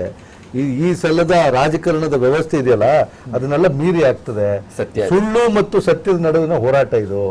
5 ವರ್ಷದ ಇವರ ಅವಧಿನಲ್ಲಿ ಏನು ಸುಳ್ಳುಗಳು ಹೇಳ್ಕೊಂಡ್ ಬಂದಿದಾರಲ್ಲ, ಅದಕ್ಕೆ ಸಂಬಂಧಪಟ್ಟಂತ ರಿಫರೆಂಡಮ್ ಅದು, ಅದ್ರ ಮೇಲೆ ನಡೆಸ್ತೀವಿ ಚುನಾವಣೆ. ಹರೀಶ್ ಅವರೇ, ತಾವೇನ್ ಚಿಕ್ಕಬಳ್ಳಾಪುರದ ಬಗ್ಗೆ ಮಾತನಾಡ್ತಾ ಇದ್ದೀರಿ. ಚಿಕ್ಕಬಳ್ಳಾಪುರದಲ್ಲಿ ಕಾಂಗ್ರೆಸ್ ಮತ್ತು JDS ಓಟ್ಗಳ ಪರ್ಸೆಂಟೇಜ್ ತಗೊಳ್ಳೋದಾದ್ರೆ ನಿನ್ನೆ ಸ್ಟ್ರಾಟಜಿ ಕೊಟ್ಟಿದ್ದಾರೆ. ಸರಿಸುಮಾರು 56% ಒಟ್ಟಿಗೆ ಆಗುತ್ತೆ. ಒಂದು ಅಲ್ಲ, ನಿಮ್ ವೋಟ್ ಎಲ್ಲ ಅವ್ರಿಗೆ ಟ್ರಾನ್ಸ್ಫರ್ ಆಗಂಗಿದ್ರೆ ಮಂಡ್ಯಲ್ಲಿ ಆಗ್ಬೇಕಿತ್ತಲ್ಲ, ಚಿಕ್ಕಬಳ್ಳಾಪುರ ನೋಡಿ. ನಾವು ಈ ದೇಶದಲ್ಲಿ ಆಯಾ ಕ್ಷೇತ್ರಗಳ ಜಿಲ್ಲೆಗಳಿಂದ ಒಂದು MP ಯಾಕೆ ಕಳಿಸ್ತಾ ಇದ್ದೀವಿ? ಸ್ಥಳೀಯ ಸಮಸ್ಯೆಗಳನ್ನ, ಜ್ವಲಂತ ಸಮಸ್ಯೆಗಳನ್ನ ಕೇಂದ್ರದಲ್ಲಿ ಮಾತಾಡೋದಕ್ಕೆ.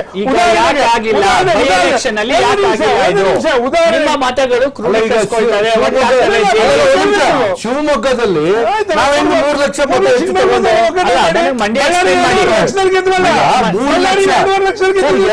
ನಾವು ಎರಡೂ ಕೂಡ ಕನ್ಸಾಲಿಡೇಟ್ ಆಗೋದಕ್ಕೆ ಜ್ವಲಂತವಾದಂತದ್ದು ನಾವು 3 ಲಕ್ಷ ಮತ ಹೆಚ್ಚು ತಗೊಂಡು. ಹರೀಶ್ ಅವರೇ, ಒಂದು ಇಂಪಾರ್ಟೆಂಟ್ ವಿಷಯ ಕೇಳಿ. ಇವತ್ತು ಕಾವೇರಿ ವಿಷಯದಲ್ಲಿ ಸನ್ಮಾನ್ಯ ದೇವೇಗೌಡರು ಮಂಡ್ಯದ ಪರವಾಗಿ, ಮೈಸೂರು ಭಾಗದ ಪರವಾಗಿ ಅನೇಕ ಸಂದರ್ಭಗಳಲ್ಲಿ ಸಂಸದಲ್ಲಿ ಅವರು ಮಾಡಿರ್ತಕ್ಕಂಥ ಹೋರಾಟ ಇವತ್ತು ಆ ಭಾಗದಲ್ಲಿರ್ತಕ್ಕಂಥ ಜನ ಕೈ ಹಿಡಿತಾರೆ. ಇದೇ ಉತ್ತರ ಕರ್ನಾಟಕದಿಂದ ಬಂದಿರ್ತಕ್ಕಂಥ MP ಗಳನ್ನ ನಿನ್ನೆ ತಾವೇ ಮಾಧ್ಯಮದವರು ಇಂಟರ್ವ್ಯೂ ಮಾಡಿದ್ದೀರಾ. ಅಲ್ಲಿರ್ತಕ್ಕಂಥ ಜನ ಬಾಯಿಗೆ ಬಂದಂಗೆ ಬೈತಾ ಇದ್ದಾರೆ MP ಗಳನ್ನ. ನೀವು ಕೊಟ್ಟಿರ್ತಕ್ಕಂಥ ಭರವಸೆಗಳು ಒಂದು ನಮ್ಮ ಉತ್ತರ ಕರ್ನಾಟಕ ಮಾಡಿಲ್ಲ ಅಂತ ಅವ್ರನ್ನ ಕರೆದು ಕೂರ್ಸ್ಕೊಂಡು ನೀವು ಮಾತಾಡಿ, ತೀರ್ಮಾನ ಮಾಡ್ಲಿ. ನಿಮ್ 3 ಜನಕ್ಕೆ ಧನ್ಯವಾದಗಳು ಈ ಚರ್ಚೆಯಲ್ಲಿ ಭಾಗವಹಿಸಿದ್ದಕ್ಕೆ. ಒಂದಂತೂ ನಿಜ, ಪ್ರಶ್ನೆ ಉದ್ಭವ ಆಗೋದು ಗ್ರಾಸ್ ರೂಟ್ ಲೆವೆಲ್ ಅಲ್ಲಿ, ಸ್ಥಳೀಯ ಲೆವೆಲ್ ಅಲ್ಲಿ ಕಾಂಗ್ರೆಸ್ ಹಾಗೂ JDS ವರ್ಕರ್ಸ್ ಒಟ್ಟಿಗೆ ಬರ್ತಾರ ಕೆಲಸ ಮಾಡ್ಲಿಕ್ಕೆ? ಹಾಗೆ ಮತಗಳು ನಿಜವಾಗ್ಲೂ ಕ್ರೋಢೀಕರಿಸ್ಕೊಳ್ತಾವ JDS ಹಾಗೂ ಕಾಂಗ್ರೆಸ್ ಮತಗಳು? ಈ ಪ್ರಶ್ನೆಗಳಿಗೆಲ್ಲ ಬಹುಶಃ ಚುನಾವಣೆ ಆದ್ರ ಮೇಲೆ ಉತ್ತರ ಸಿಗುತ್ತೆ. ಆದ್ರೆ ಲೆಕ್ಕಾಚಾರ ಇಲ್ಲೇ ಸ್ಟಾರ್ಟ್ ಆಗಿದೆ. ಇದೇ ಹೊತ್ತಿನ ವಿಶೇಷ. ನೋಡ್ತಾರಿ ನ್ಯೂಸ್ ಎಕ್ಸ್ ಕನ್ನಡ.